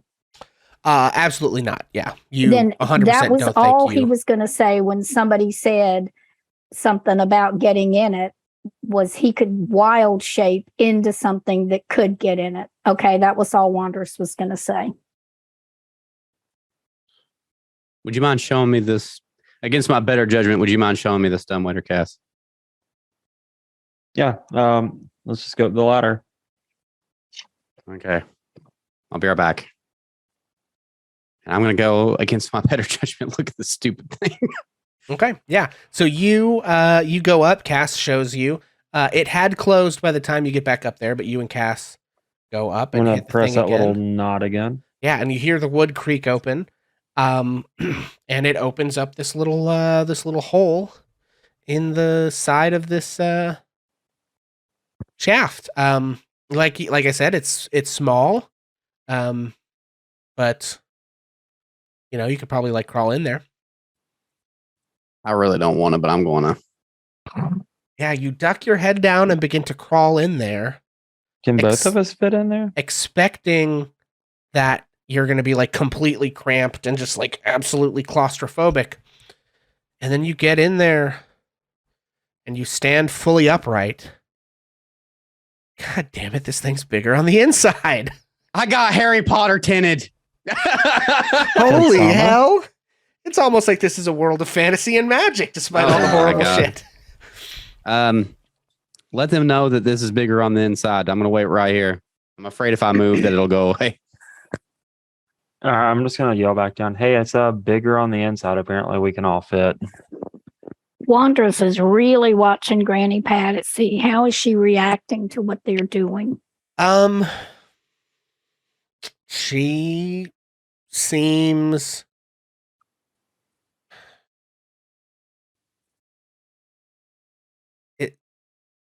I mean, she seems like she thinks it's good you're making progress, like she's worried about what you might find down there. She notices, the kids' clothes and looks sad about it. Okay. Yeah. Okay. She doesn't Okay. look guilty about anything. Make an insight check. Thank you. Was just waiting for that prod. Just like, okay, you can do that. Oh, Wanderous rolled an 8. Okay. Wanderous is not going to burn his inspiration. He's just going to continue to watch her. Yeah. With an 8, you're not totally sure what she's feeling. Yeah. Okay. So you guys get in the bigger on the inside fantasy windmill elevator and go down.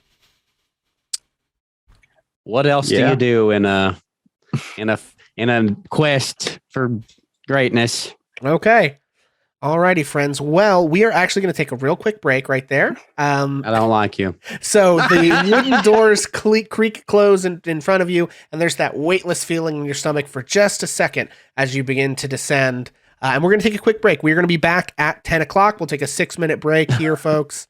I need to go no. grab a drink and get ready. Yeah. And then we'll be back here in just a minute, folks. So please hang out, and we will see you shortly. Okay, hello, welcome back, everybody. Sorry, we're a teeny bit late there. We are going to jump right back in with it.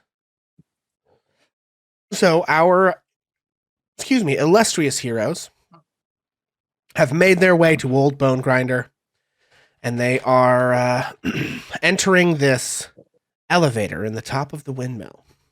Now, are all of us in that elevator, or just It's big enough to fit all of you. Yeah, it's bigger on the inside. Okay, so you assumed, including Granny Patsy, everybody Yes, rushed everybody up and got goes in the elevator. elevator. Yep. All right, good deal. And Oh, Jesus. okay, Oops. I guess I need to bring all the rest of you onto this page. Oh, I'm on the wrong dang thing. I was tapped out, bub. Where everybody's going to be standing. Okay.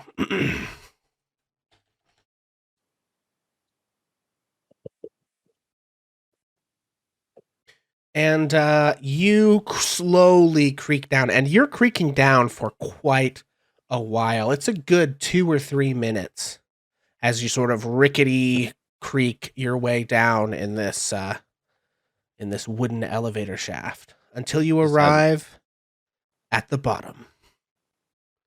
And when you arrive at the bottom, you're now no longer in this wooden shaft. You are now, like, you have stone walls around you. And you hit the bottom, and there's this iron cage in front of you with a door that opens outward into a massive room deep beneath the earth. You can see that there is this, like, steel plated, like, we would think it's like industrial tile and concrete here. And you look out into this room. Sweet heavens. And you see like 15 children. And you see conveyor belts full of pies. You see at the end of the wall numerous ovens. And these conveyor belts are rolling these pies slowly out of these ovens. And you see these children who look horrifying. They are all gray-skinned and shambling. Oh my God. They have this listless and sort of vacant look in their eyes, and they are slowly grabbing these pies off of these conveyor belts and taking them over, and then they sit on these cooling shelves for a second, and they are put onto these carts, and you see scrawled on the side of each of these carts in scintillating, golden, shining letters on a pink background, Patsy's Pies. And standing in the middle of the room, you see that Granny Patsy? And you turn and you look, and Granny Patsy is standing right next to you, and there is another Granny Patsy standing in the middle of the room, surveying these children. And I'm going to show you the handouts of these children. Oh God, I don't like this. Pie Kid one, love that. Big fan. No. I couldn't make that many unique pie kids, so Yeah, it's all they good. all repeat. Just imagine that they're unique kids with, they used to have hopes and dreams, but now they are shambling, sad little pie kids. Love it. Oh my God, how many of these are there? Several. I made a few. Love it. Look, it's Ron Weasley. Oh my God. Stop it. I mean, it was. So that's what happened. They caught our boy Rupert. What happened, man? Oh, hey, that one's Malfoy. Kinda. And as the elevator creaks to a stop and the iron grate creaks open, the Patsy standing in the middle of the room turns and looks at you and says, "Well, hey, dearies, you're not supposed to be down here. I guess we're going to have to do something about that. And I would like everyone to please Roll initiative. Oh my Oh god. no. I got a serious problem here, Chief. I gotta select my token. Hold on. No. On the I'm not wrong side taking that. again. Dadgummit. Hold on. Okay. It's okay. I can. Oh, okay. Move all turns. Yeah, baby. Okay. Ah. Okay. I'm burning chat inspiration for this because I'm not taking that. Okay. Damn it, man. It's fine. I'll take that. Okay. And this is going to be kind of hard to see because it's a big map, friends. So I'm going to try to kind of get everybody in here. I apologize, folks at home. It is going to be tough to see everything. I'm going to do my best. And then for the meantime, we are going to unwhisper all of Patsy's rolls. You can see those. Okay. Wait, is that our Granny Patsy or the other Granny Patsy? I'm confused. That's I get bullshit. one way to find out. Okay, Ash, what you got? I got a 23. Nice. Onyx, year 7 is in there. Yep. Is that right? Yep. Okay, Cass, what do you got? I have an 8. Okay. Wandress. Oh, and Onyx, you get inspiration back from Skittle. Perfect. Thank you. Wandress, what you might have been muted. What's your initiative? Yep, you're still muted. 13. Okay. And then we're going to call this.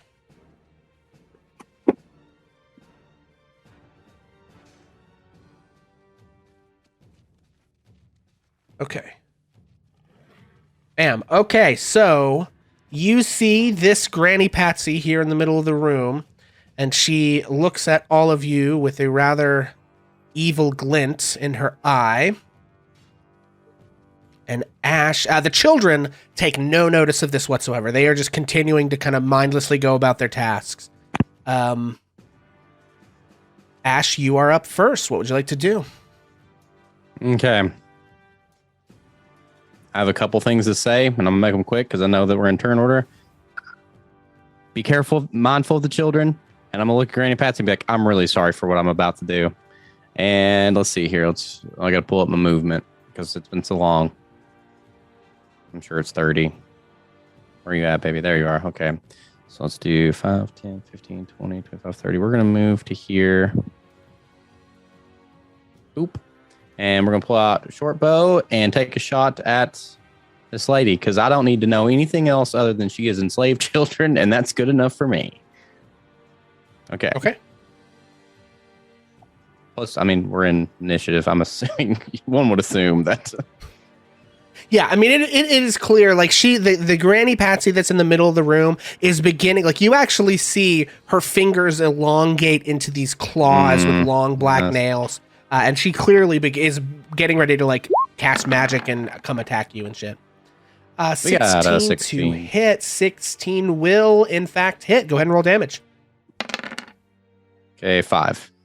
No sneak, because obviously. Oh, shoot.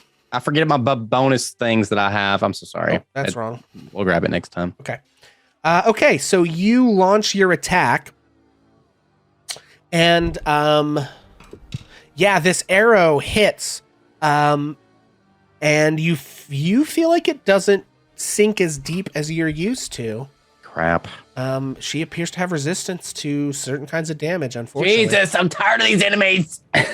Hey, you wanted to be a monster hunter in a dangerous land full of monsters, okay? And monsters sometimes have damage resistance, all right? Well, that's okay. For RP reasons, that will make my next move very whatever. Go ahead. And, okay, I would like somebody in our party to roll me a d4. Won't that be fun? No. I can roll it. There we go. 2. Okay, beautiful. So at this point, Granny Patsy, the one in the center of the room, Granny Patsy, looks around and says,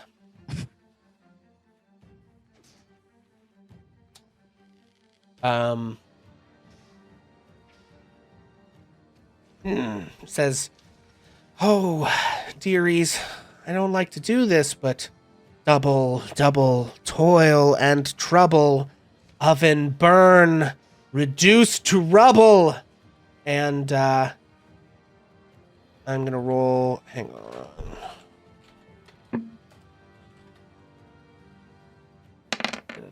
Okay. And 2 creatures of flame emerge from the ovens, and I am going to add a turn for them. Oh no. They're going to roll initiative. And I'll just have them go on the same. Oh boy, I'm going to have them go on the same initiative. Oh god, they all go. Okay, sure. Okay, so that is the player action.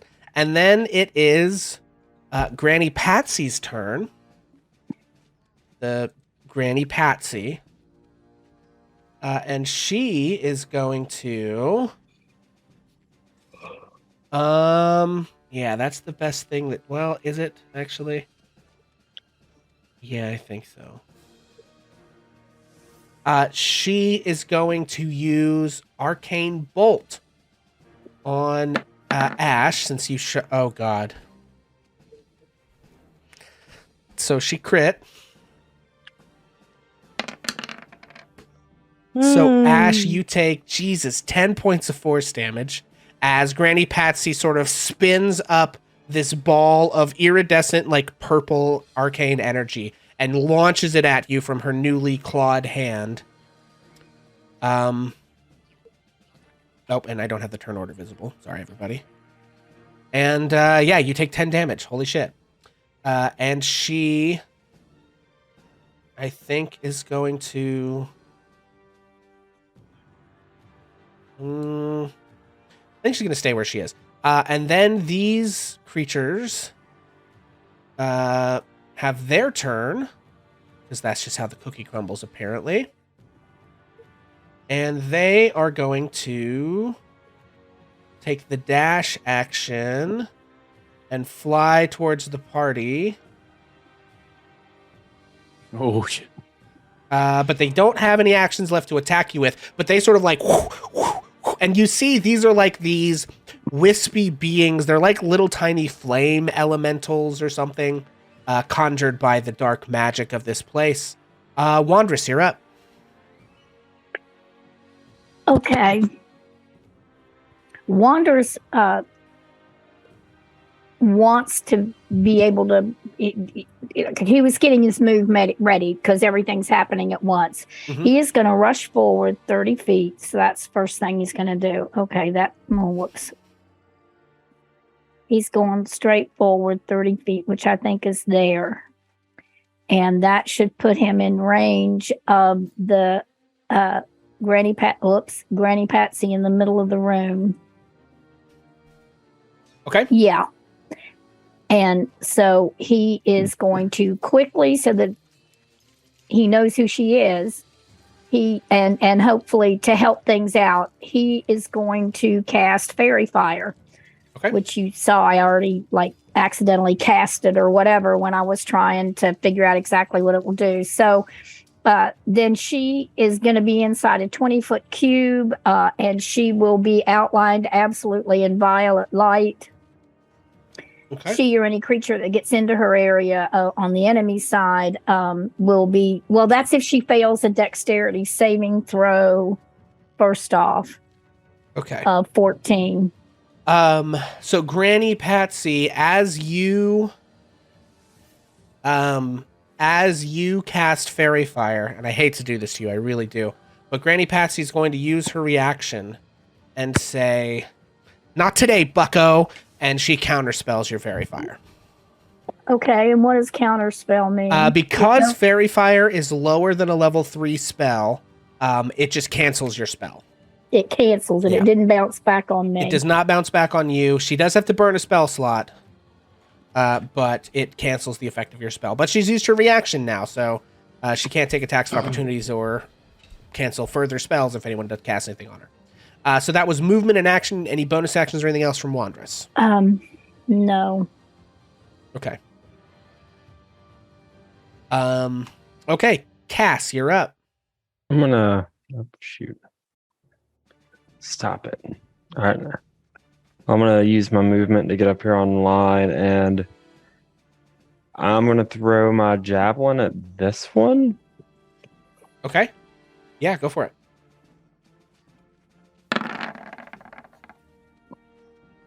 Uh, 20 to hit. Yep, that'll hit. For sure. 7 points of piercing damage. Yeah.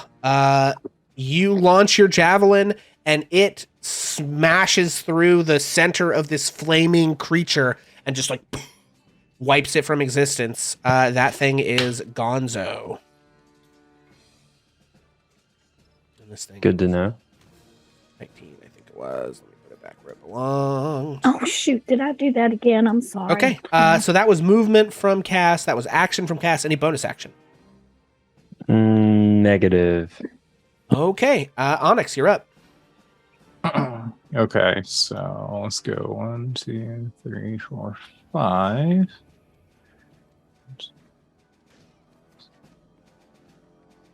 Okay, sorry. I am needing to measure this really quick. Okay, just barely. So what I'm going to go ahead and do is I'm going to go ahead and cast Catapult. Okay. And I'm going to just go ahead and use one of the pies that's just sitting there. Okay. Yeah, let her rip. Okay, Catapult, if you'll post the text of the spell in there and then... Yep. Beautiful. One object within 60 feet and it flies in a straight line up to 90 feet. Yep. Yeah, that would be extremely easy to pick a pie and launch it at her. Yep. So what does she have to do? Dexterity saving throw? Yep. Well, she's and my used- spell DC is 15. Okay, so. she's used her reaction, so she's got to just make the dex save. She doesn't get any bonuses to that, other than just her stat. That's a 7. That's not going to do it. Go ahead and roll damage. Yes. Good deal. 21 bludgeoning. Okay. Now here's the question: does that count? That is a spell, but does that count as magic? That's what I'm thinking. I'm like, I feel like it. Let me. What does don't know. Google say? Yeah, what does Google say? 5e is catapult damage magical. Also, is everybody good on chat inspiration? I think I am. Let me double check. Oh, Yes. I'm good. Sorry, I was muted. You're good? Okay, perfect. Okay. Awesome. Yeah, I think we're good.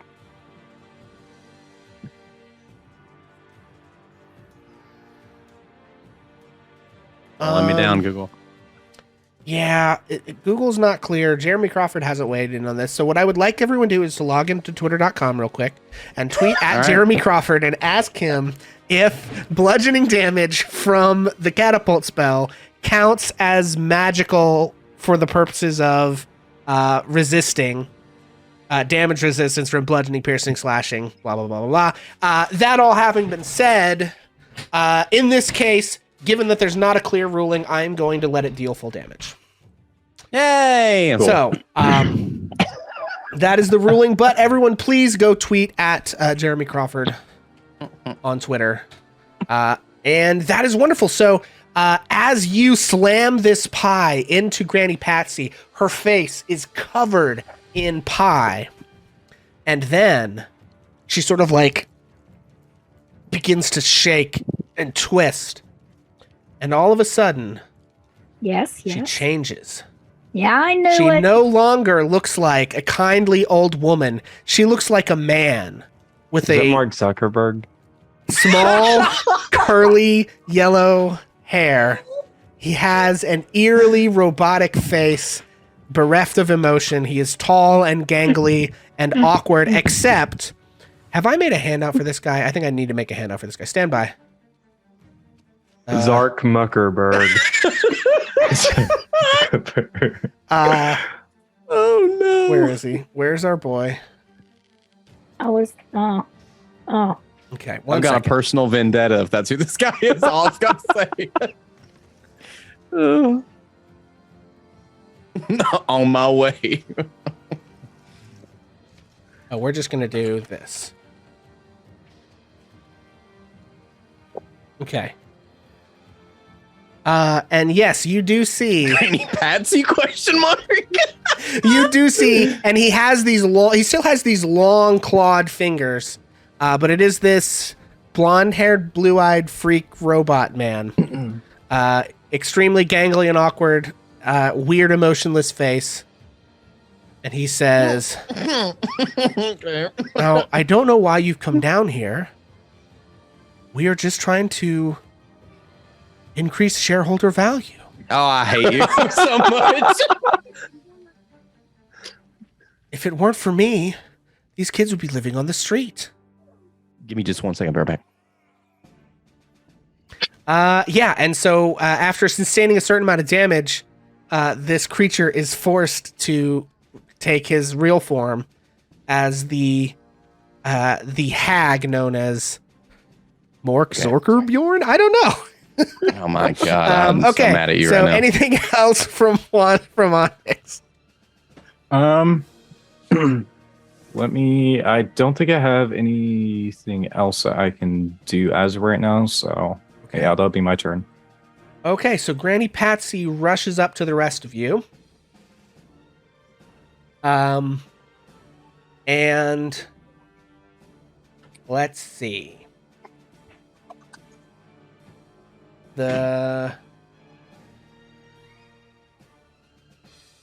She is going to use her bonus action to look at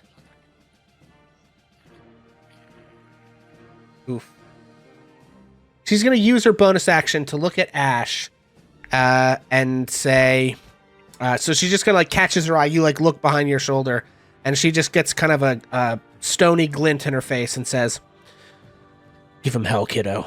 And a sort of radiating warmth of love and support flows through you as your weapons in your hands begin to glow with a radiant light. Your next successful attack roll within 1 minute will deal an extra 1d4 radiant damage, and then the effect will end. Does that make my weapon magical? Because I swear to God, I know my next move. Back to Twitter. It will. I mean, the radiant damage is magical, but Okay. okay. So that's her bonus action. With her action, she is going to. She's going to use I've Got an Edge. She's going to glare at Granny Patsy, and they have to make a wisdom saving throw. So let's do that. Okay, they fail the save, so they take 2d4 plus 4 psychic damage. Okay, so that is they take 10 psychic damage and have disadvantage on their next attack roll. So, beautiful, and we'll put a little sad face to indicate that. Okay, great. That is it for Granny Patsy. That's her action and movement and bonus action. Ash, you're up. Okay, let me check out my features here. You can take a bonus action on each of your turns in combat. Okay, this is my thing. You can use the bonus only if you have it moved. Okay. Sorry, just give me one moment.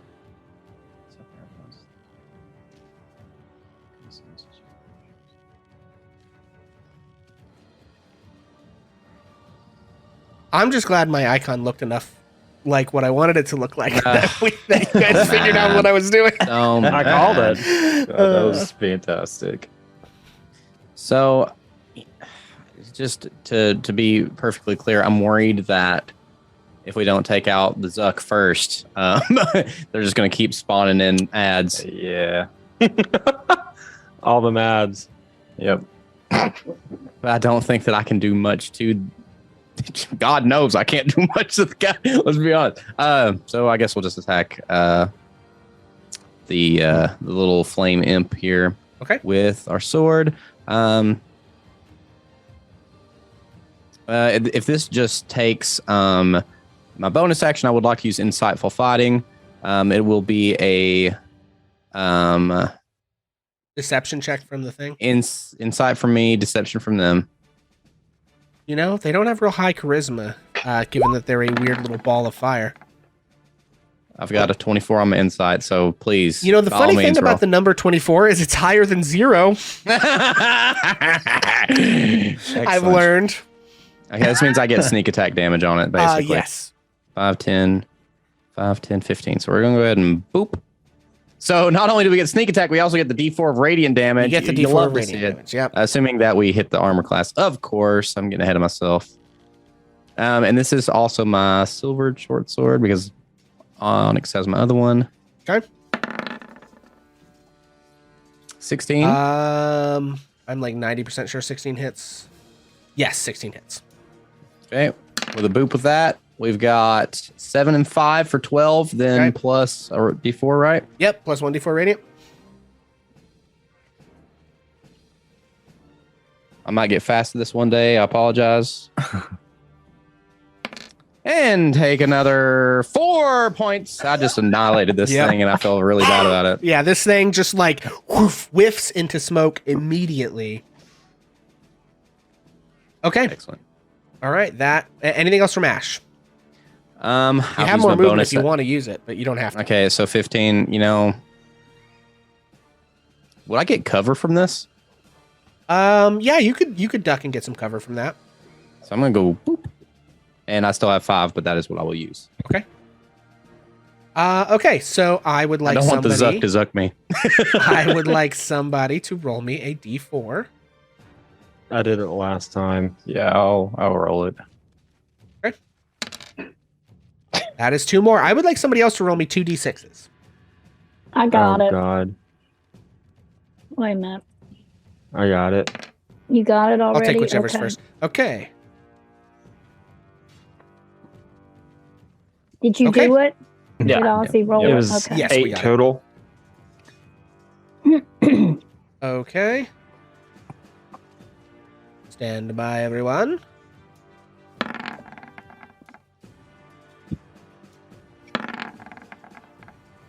Okay, and then we're gonna bloop, and then we're gonna okay, and that brings us to evil Granny Patsy, who is going to Oh, 2 more did come out. I was wondering. I was like, wait, I didn't hear what happened. yeah, 2 more did come out. The 2 d6s are to determine which ovens they come out of. Okay. Yeah, so this Granny Patsy is going to okay. Arcane Bolt recharges on a 5 or 6. So do they get Arcane Bolt back? They got a 6. They get Arcane Bolt back. You have cover. Okay, so what's the range on that? I think it's in range. Yes, it is. Okay. Arcane Bolt is coming at you, Onyx. Okay. Okay, what is your Let's AC?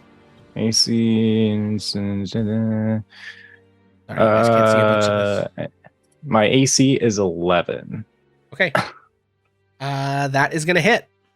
Yeah. Ooh, for 10 points of force damage. Oh, wait, no, Well, disadvantage. Okay, it still hit even with disadvantage from Granny Patsy. Yeah. Okay. Okay. And then hits you with the force damage and says, well, I think we're going to have to circle back on this, and rushes out the back door of the room, What? further into the factory. No, you loser. I swear to God, I'm going to catch you. Okay. That was, that was Granny Patsy. That leaves us with Wandress. You are in a room with a bunch of children and pies and a couple of flaming monsters headed your way. What would you like to do? Wait, did someone say pie? There's so many pies in this room. Honestly. So the bad guy has actually run completely out of the room? Yes, the bad guy ran out the other door at the back of the room, and has vanished into the factory somewhere. Okay.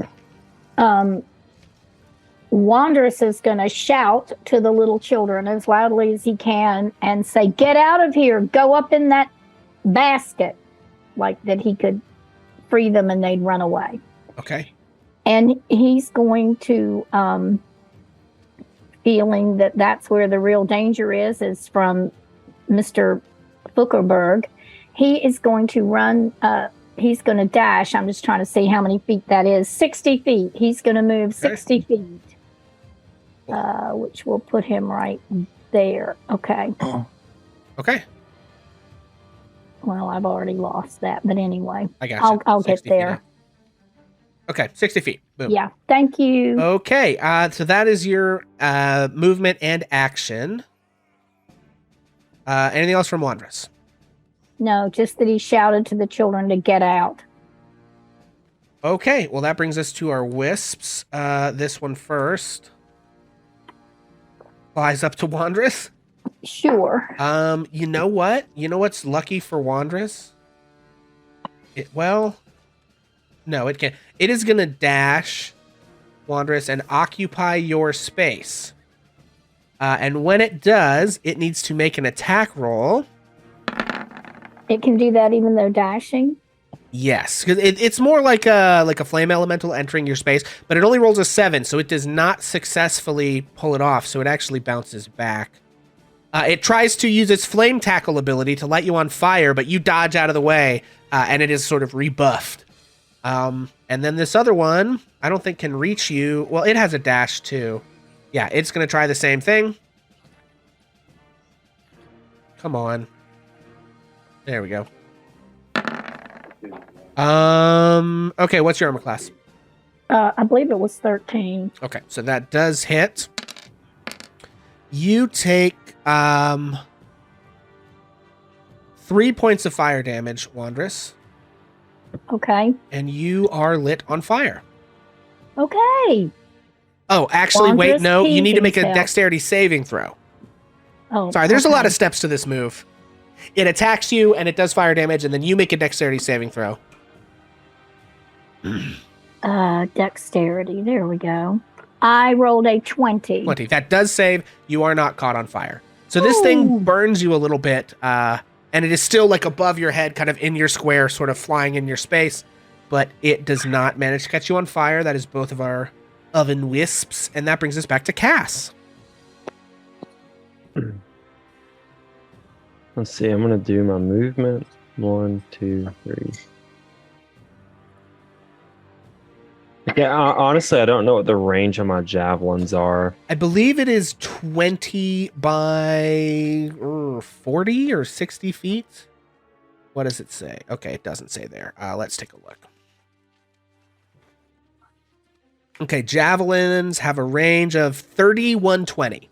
So if you're in between 0 and 30 feet, you have regular attacks. If it's beyond 30 but less than 120, you can still attempt the attack, but you have disadvantage. If it's farther than 120 feet, you just can't throw it that far. Okay. Well, I'm gonna. Well, so it's 35, so we rolling this with disadvantage. Okay. That is an 11. The oven wisp's AC is 12. So that I'm gonna burn my. Oh, you don't have to throw with advantage if you throw at the one that is in the same space as Wanderous, though. Oh, I didn't realize there was one in the same space. Yeah, as sorry, it's kind of Wanderous. hard to see. Okay. Yeah. I'll just put them over here for ease of notice. Okay. Yeah. Then I'll go for. Okay. Yeah, we can That just one. take that 22. Okay. Yep. That works. Okay, roll damage. 8. Yeah, you launch it, and the whatever it is, the oven wisp that was attacking Wanderous dissipates as the javelin blasts through it. Anything else from Cass? No, I'm good. Okay, Onyx, you're up. Okay. I'm gonna go ahead and do Ray of Frost against the other one. Distance on this. Okay, I just need to move up. So 1, 5. Okay. Yeah, I'm gonna go ahead and cast Ray of Frost against it. Okay. Which is 23, and then yep. Okay. So yeah, you launch your Ray of Frost, and you get the sense this thing is vulnerable to cold damage. Your freezing ray, what is this? The pine tree blasts into this thing, and the pine needles and frost just like freeze its whole body, and all of the like smoke and elemental fire just freeze and then fall to the floor and shatter, and then sort of vanish in like a wisp of smoke. Okay. And okay, and that is all the enemies that are currently here. Any movement, or you did move up? Anything else from Onyx? Yep. I'm gonna go ahead and take my bonus action, and then cast my. Oh, actually, do I have that? Oh, I probably need to adjust that. My Blade Song. Okay. Sorry, I'm looking at this. Okay, I should have a Blade Song, I think, at least one. So I'm just gonna go and just keep it as that for now, if that's okay.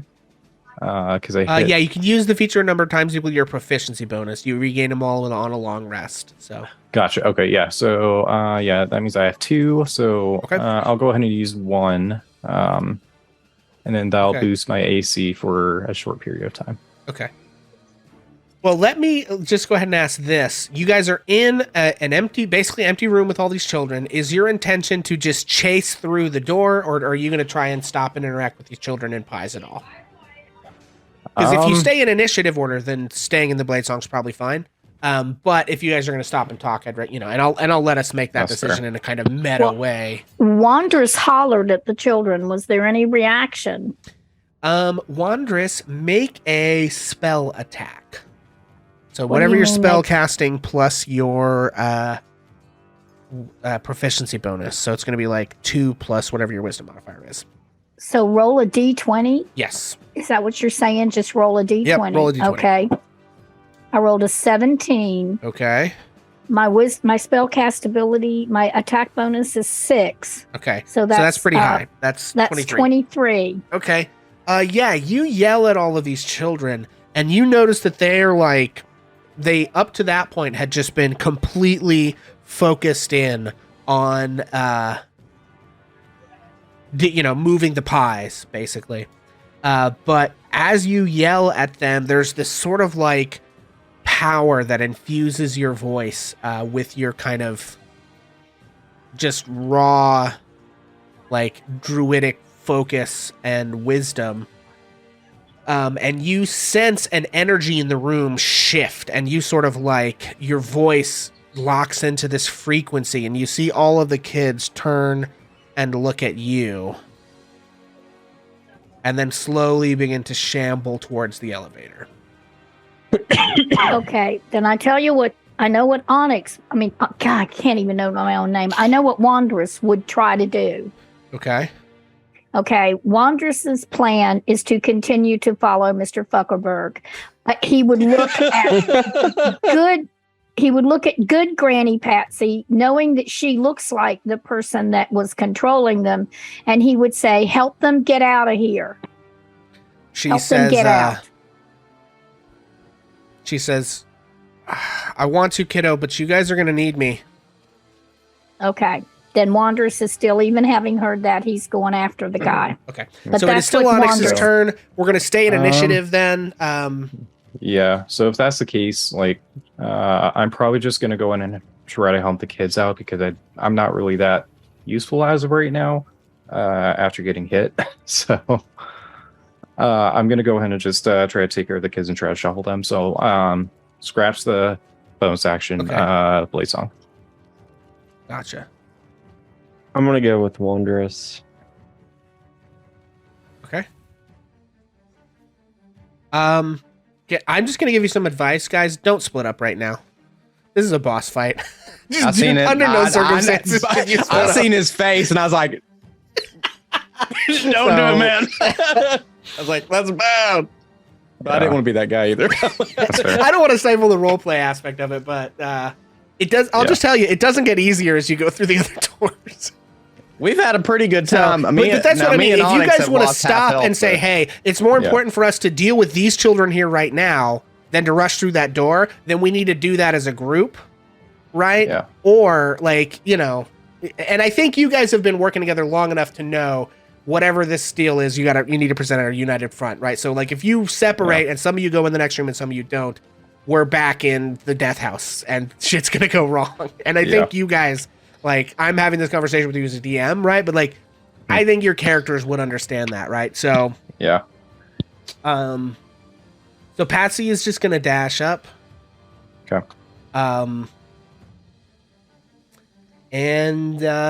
So the decision is these guys look like they're just gonna mindlessly kind of follow what Wandra said. They're gonna go into the elevator and be somewhere else other than here. Yep. Okay. So is the intention for you guys to move into the next room? Yeah. Does anybody need healing before we Yes, me and Onyx both do. go? All right, how much health does Onyx down? Granny Patsy was still gonna. full. Sorry, Granny Patsy ran. She is also gonna bonus action healing word Ash. So Ash, you get 5 health back. As she just rushes by and says, "Come on, kiddo." God, I love it. So that's not to preclude anyone else, but I did forget to do that on her turn because Okay, I well, was if so focused on this. Wanderous is going to cast Cure Wounds, it has to be on his turn, right? That's his action on a turn. It's not a bonus action, I don't think. Right. So here's what I'm going to say is like let's just go through the turn order here. So yeah, we're up to Ash. So Ash, you it is your turn. Granny Patsy ran by and threw you a healing word. What would you like to do? Okay, so I can get pretty far if I'm correct, meaning I can use my bonus action, and movement to probably move like something around 90 feet. Correct. Okay, so we're going to go straight to the door then. 5, 10, 15, 20, 25, 30, 45, 50, 55, Yeah, the door's about 60 feet away from you, so you'll have 30 feet on the other side of it. Okay. I do want to move through. I want to open up the door and move through. I don't know that I want to use all 30 does that make sense? I just want to get the door open. Don't get ahead of us. Yeah, no, absolutely. I don't want to leave everybody behind. Hang on. That takes out. Okay. Vincent Oh, Page. God. What do you mean? Oh, God. Okay, and everyone else is not in this room yet. So you're at the doorway, Ash. These other characters are not quite there yet. You see another big ass room. You see Granny Patsy standing at the end of it. I fucked up this thing here. Hang on. Bloop. Okay, all is well. Okay.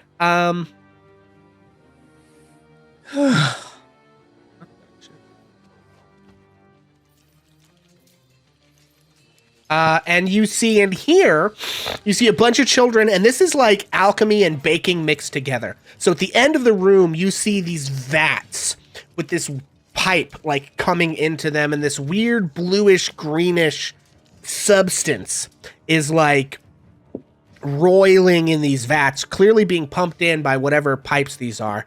And these kids are taking these like bowls, like these pie pans, and they're like filling them with this like wispy kind of arcane energy of some kind. And then they're mixing that with like normal pie ingredients on this sort of assembly line process. You see shelves and shelves of like ingredients, sugar and fruits, like preserves and wheat, like flour and all kinds of stuff. And they're mixing them in these bowls with these, with whatever this weird substance is that's being pumped in through the wall. And you guys, you run into all the way at the other end of this room down here at the bottom. How far do you want to go into that room? Probably just another 10 feet here. I think would be perfect. Okay. So just here. All right, and then everyone else, you'll be here in just a second, so we'll just jump back over. Okay. All right, that is Ash, movement, action, bonus action. Wandress, you're up. Okay, Wanderous, seeing the situation or no understanding what the Onyx is in bad shape back behind him. Wanderous is going to cast Cure Wounds on Onyx. Okay. You will need to be like 5 feet away from Onyx when that happens. Oh, Yeah, I have to run backwards. Yeah. So oh, I mean, no. well, you could Don't hold worry your about it. action for when Onyx runs by you, but it probably means you're going to be last into the room. Or you could move up to the, you Okay. could move to the door and wait for Onyx to get there. I'm going to Um, move ahead 30 feet, and I'm okay. going to holler at Onyx, if you need me, come get cured. Okay, you That's the can best I got. 25 feet gets you to the door. Are you moving into the next room then? 5 more feet? No, I think not. I think I'm, Okay, you're staying there. Okay. I'm staying right at the door, and I'm hollering to Onyx, I can Okay. help you. Now, I guess also something I need to do now that you're in But that now, other wait a room- minute. hang on. Ron, can Onyx, how much movement does Onyx have? I won't have enough. Not even with dashing to get with to dash me? with dashing, that will take me 50 because Okay, yeah, then right I don't here. want to move out of the range. Maybe I just move. I don't even know where I was. Help me with this. I would try to work with my friend Onyx. Okay, so if I knew he couldn't get all the way to me, I would move ahead a little bit towards the door, but still stay where Onyx could get to me. Okay. Also, Is he- I forgot to mention this now that you're in the other room. Well, I'll wait till the next turn. I won't spring this on you yet. So you rush into the room. The other Granny Patsy in there seems surprised. The layer action's not going to go off yet. We'll give you guys a little breathing room here. Okay, can you move me back to within 50 feet of Onyx? Oh, wait, I guess I could do it. Okay, so you want to be like here. right there, and he can get to Okay. me if he dashes, and I And you're going to I will hold your action to cure wounds. I'm going to hold Cure Wounds till And his Onyx, how turn. much damage did you take? I took 10. So I don't know why it's not showing. Yeah. Oh, that's why. Because it's... There it is. Oh, there it is. Okay. Do that. All right. Hopefully that'll be fixed. It just wasn't hooked up to your sheet, right? That's my fault in the setup. Okay, cool. So Wandress is holding Cure Wounds. Cass, you're up. What you got? So I mean, if I use all of my movement and then, yeah, I should be able to get up to the door, right? If you dash 50 feet, yeah. Well, I have 30 feet, so I'd be able to go 60. So I'd be able to get Okay. right up to the door and wait on everyone else. Okay, yeah. So you get right up to the door. Onyx, you're up.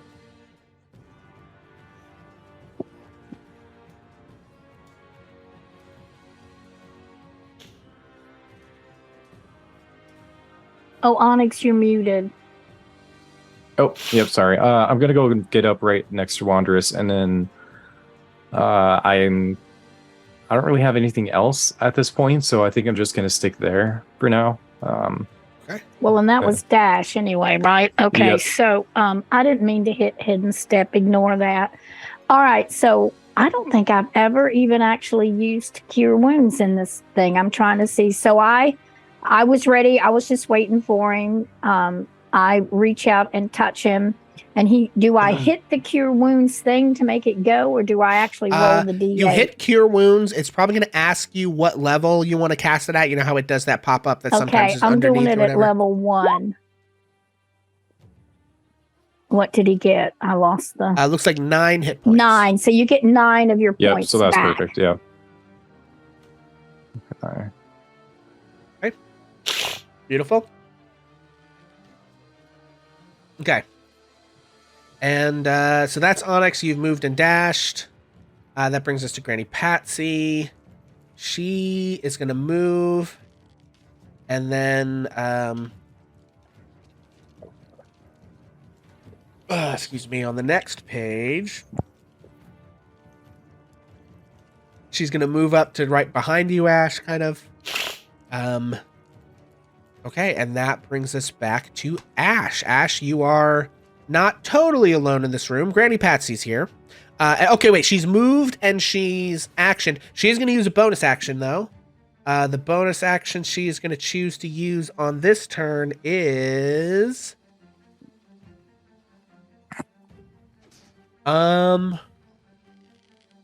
She is going to use Unconditional Love. You, once again, feel that warmth as she just puts a hand on your shoulder. Ash, you have advantage on the next saving throw or ability check you make to prevent being affected by a condition. So whether Love that's poisoned or prone or petrified, restrained, anything like that. So I'm just going to give you a little icon of these angel wings to represent that. So actually, we're just going to give you a little yellow thing. It'll be easier to see. Okay. Love it. So she did that with her bonus action. It is now Ash's turn. Muted. Are we muted? No, that was to tell Omega that he was muted. Oh, okay. Yeah, that was Sorry. my bad. Whoops. Ignore that. Okay, carry on. I really don't have much option here. I'm trying to do as much damage to the buck that we can. Yeah. So we're going to use bonus action, dash, as well as my movement. So that will be Okay. 35, 30, 35, 40, 60 feet. 60 right here. Bonk. And then I need to count. Oh, I'm definitely in range, right? For Oh, sure. yeah, for sure. You're like 60 feet away. Okay. Cool. So let's 50 do feet. that. I know it's not much, but better than Okay. nothing at all.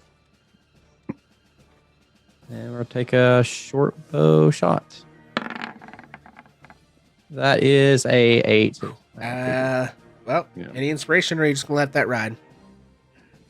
We're going to use all that we can get. Actually, that's a good idea. Okay. I totally didn't even think about it, believe it or not. Are you fucking kidding me? That's a nat one. Yep. Rip. Big rip. Okay, yeah, so you, with the 8, do not hit. Since you're the only one in this room, I'd like you to roll us a d4. I knew it was going to fall to me eventually. What you get for being so speedy? Yeah, well, I got a lot at stake here. 1. Okay. You know what I mean? And then, 2d6. who hasn't rolled? Whoever hasn't rolled, roll me a d6. I don't think I've rolled a d6.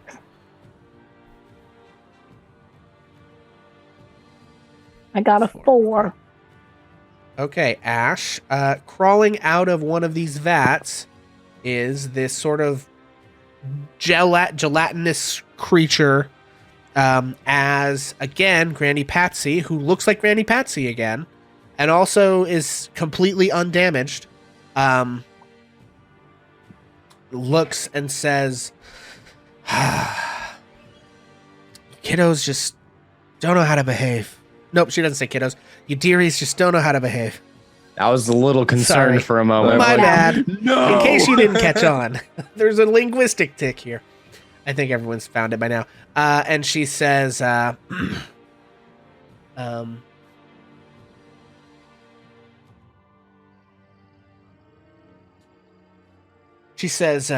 double toil and trouble, oozing blood and gullets bubble. And splorching out of this vat is some kind of gelatinous creature. Which needs to roll a initiative. 17. Okay. All right, and that brings us to Granny Patsy's turn. She can't use that. She can use those things. How close are you?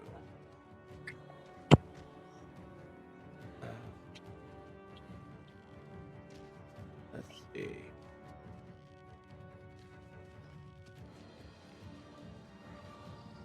Ooh, there we go. That's a good one. Okay. Are you within 60 feet? Yes, you are. Correct. I need you to make a wisdom saving throw, and you will have advantage on this from what real Granny Patsy did for you. All right. So with advantage, we got 11. Oof. Well, her spell save DC is 15. Rip. So 11 is not going to get you there. So let me see.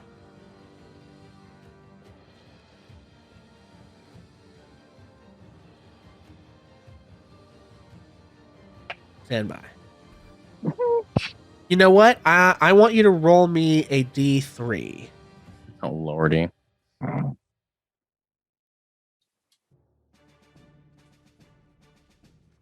We're going to have you roll to see what effect she hits you with. A 1. Okay, beautiful.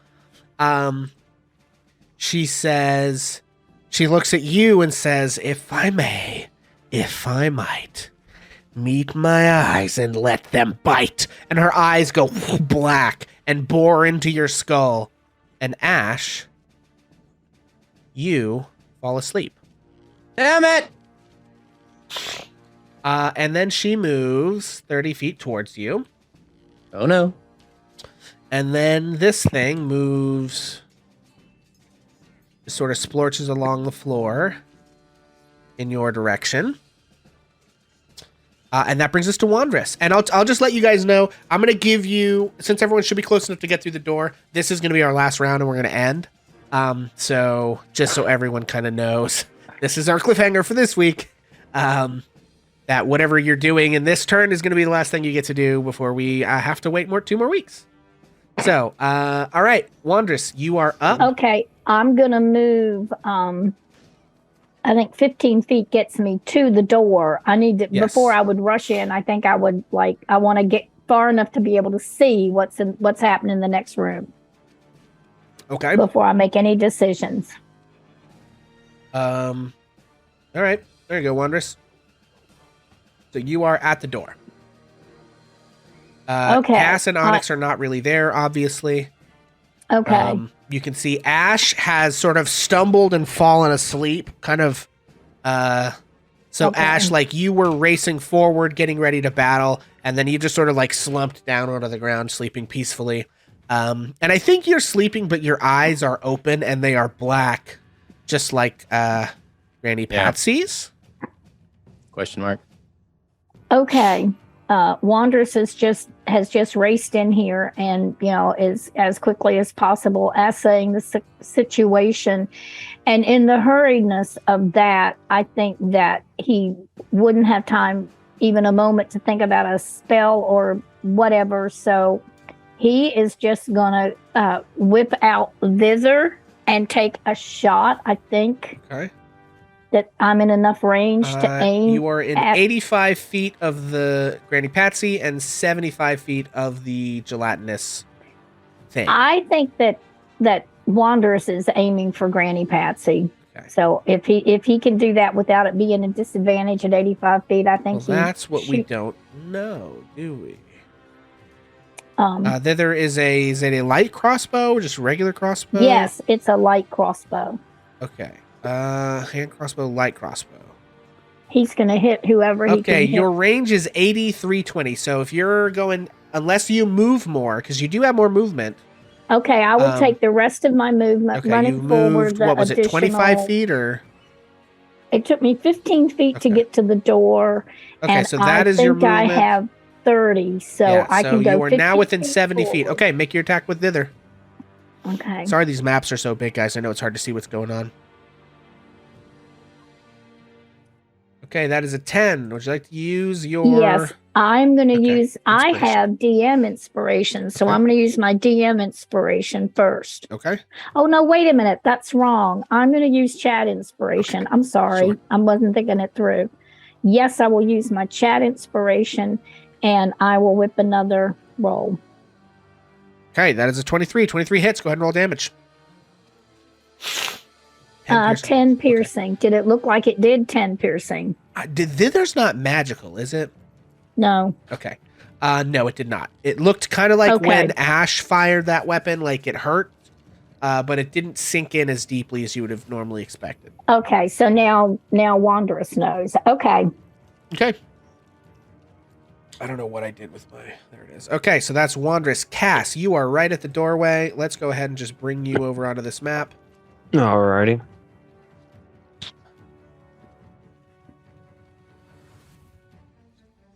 Okay. And you are right at the doorway. What would you like to do? You're like right in the center. So let's see. That took 5 out of my movement. So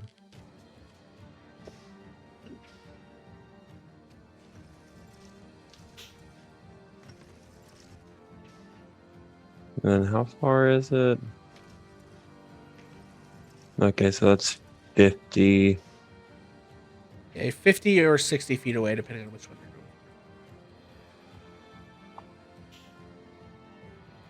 you're going. Yeah, I'm gonna go for Granny Patsy with my javelin. You said that'll be disadvantage. Yes. Outside of 30 feet will be disadvantage. I imagine either one of those hits. 10 does not hit. Okay, burning my chat inspiration. We'll try. We'll roll this one with disadvantage too, because you had disadvantage to begin with, right? So it's Yes. Yeah. Dang. 11 also does not hit. Oh So well. you launch your javelin in there, but it is just a little bit too far out of range to really get a good aim. Anything else? Any bonus actions or anything like that? No. Onyx, you are up. You are also 15 feet away from the door. I'm gonna go ahead and probably just get right up behind Wanderous or near Wanderous. Okay. Since I only have 25. Put everyone back on the same page. Bloop. Okay. Okay, so you let's see. Yeah, you are right there.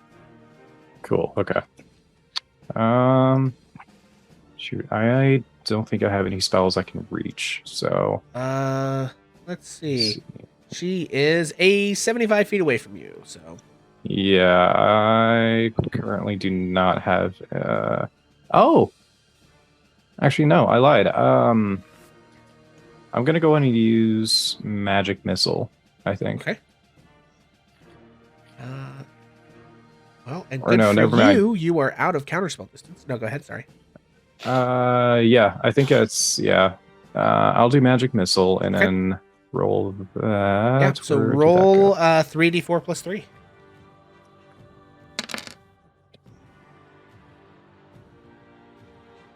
Okay. Just hit the button 3 so- times because Yeah. yeah, Yeah. that's the way I like to do it. Okay, so that is There we go. 5, 7, 9 points of damage. Yep.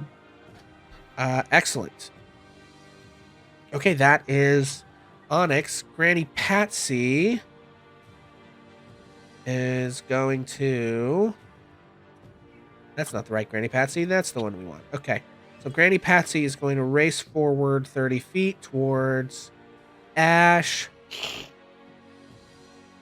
Use her bonus action on Cass for a give him hell, kiddo. So Cass, the next weapon attack you make that hits, you'll get an extra 1d4 radiant damage.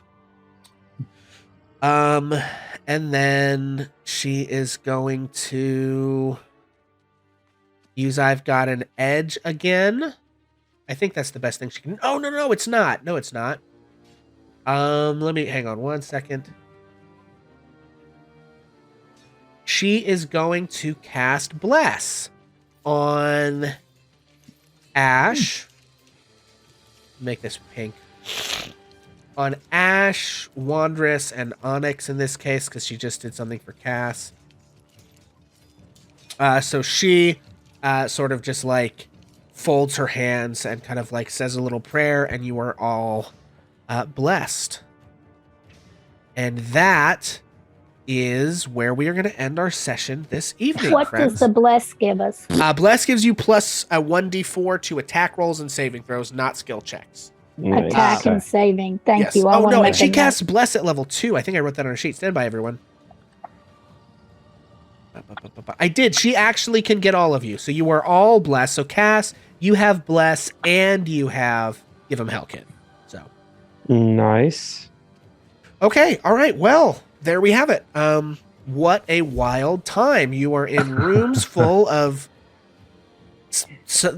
children, creepy children of the corn children who are forced to work in the pie factory. for some reason.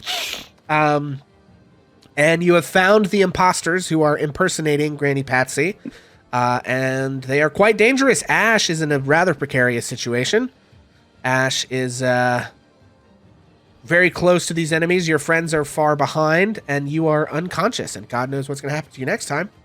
And that is where we are going to leave this episode. So thank you, everybody, for hanging out. Much appreciate all of you. Thank you guys so much for all the bits. I know some of you gave me like birthday bits and subs a little bit. I think Buns, thank you for those gifted subs. Thanks, everybody.